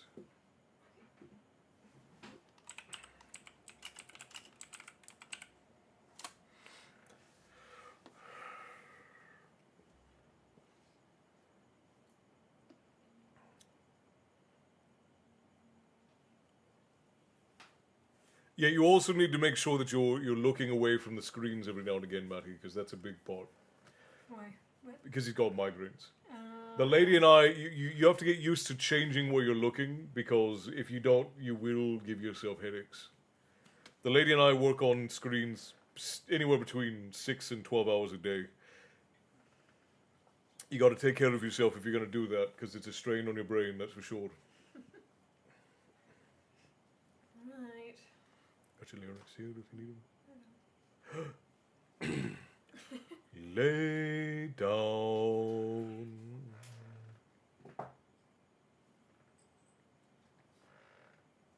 My necklace is trapped in my headphones. Of course. Why wouldn't it be? Why would that not be the case? Couldn't imagine a reason why. Come here. Okay. Let me see. What you got? That is a brilliant bit of work you did there. Yeah, that was a regular puzzle. Have to keep up with my disaster reputation. Yeah. Hurricane Una. Yeah. Lay down your sweet and weary head. Night is falling. You have come to journey's end. Sleep now and dream of the ones who came before. They are calling from across the distant shore. Why do you weep? What are these tears upon your face? Soon you will see. All of your fears will pass away, safe in my arms. You're only sleeping. What can you see on the horizon? Why do the white gulls call across the sea? A pale moon rises.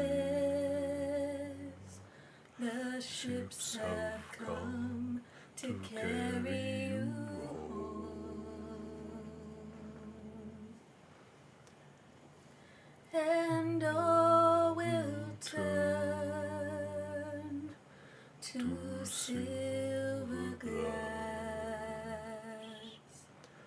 a light on the water, all souls pass. Hope fades into the world of night, through shadows falling out of memory and time. Don't say we have come now to the end. White shores are calling. You and I will meet again, and you'll be here in my arms, just sleeping. What can you see on the horizon? Why do the white gulls call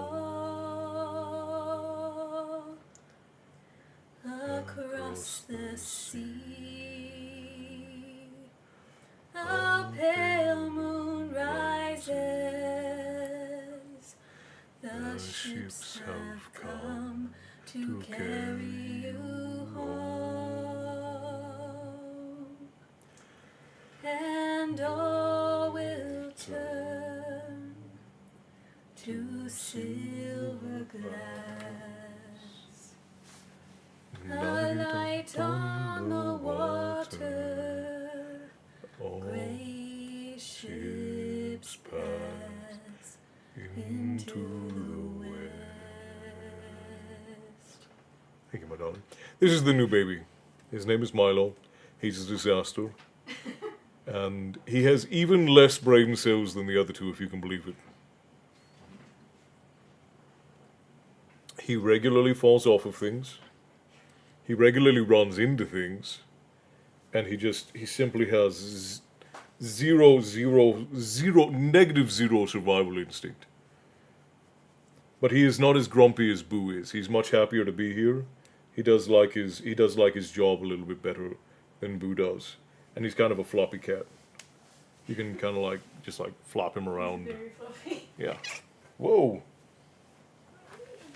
You on a mission? You trying to go somewhere? All right, go. But yeah.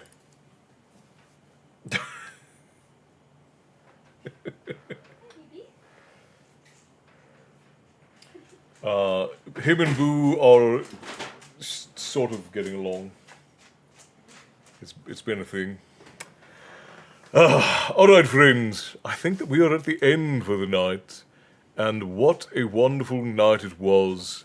Thank you all so much for the time that you spent here with us tonight. If you are over on Twitch, we are going to raid out to share the love. But if you are on any of the other places where you have been enjoying the story, my friends, it was wonderful to have you. Thank you all for liking and sharing. Boo and Coda are good. Boo's actually sitting over there staring at me from the chair, and Coda's running back and forth neurotically down the hallway.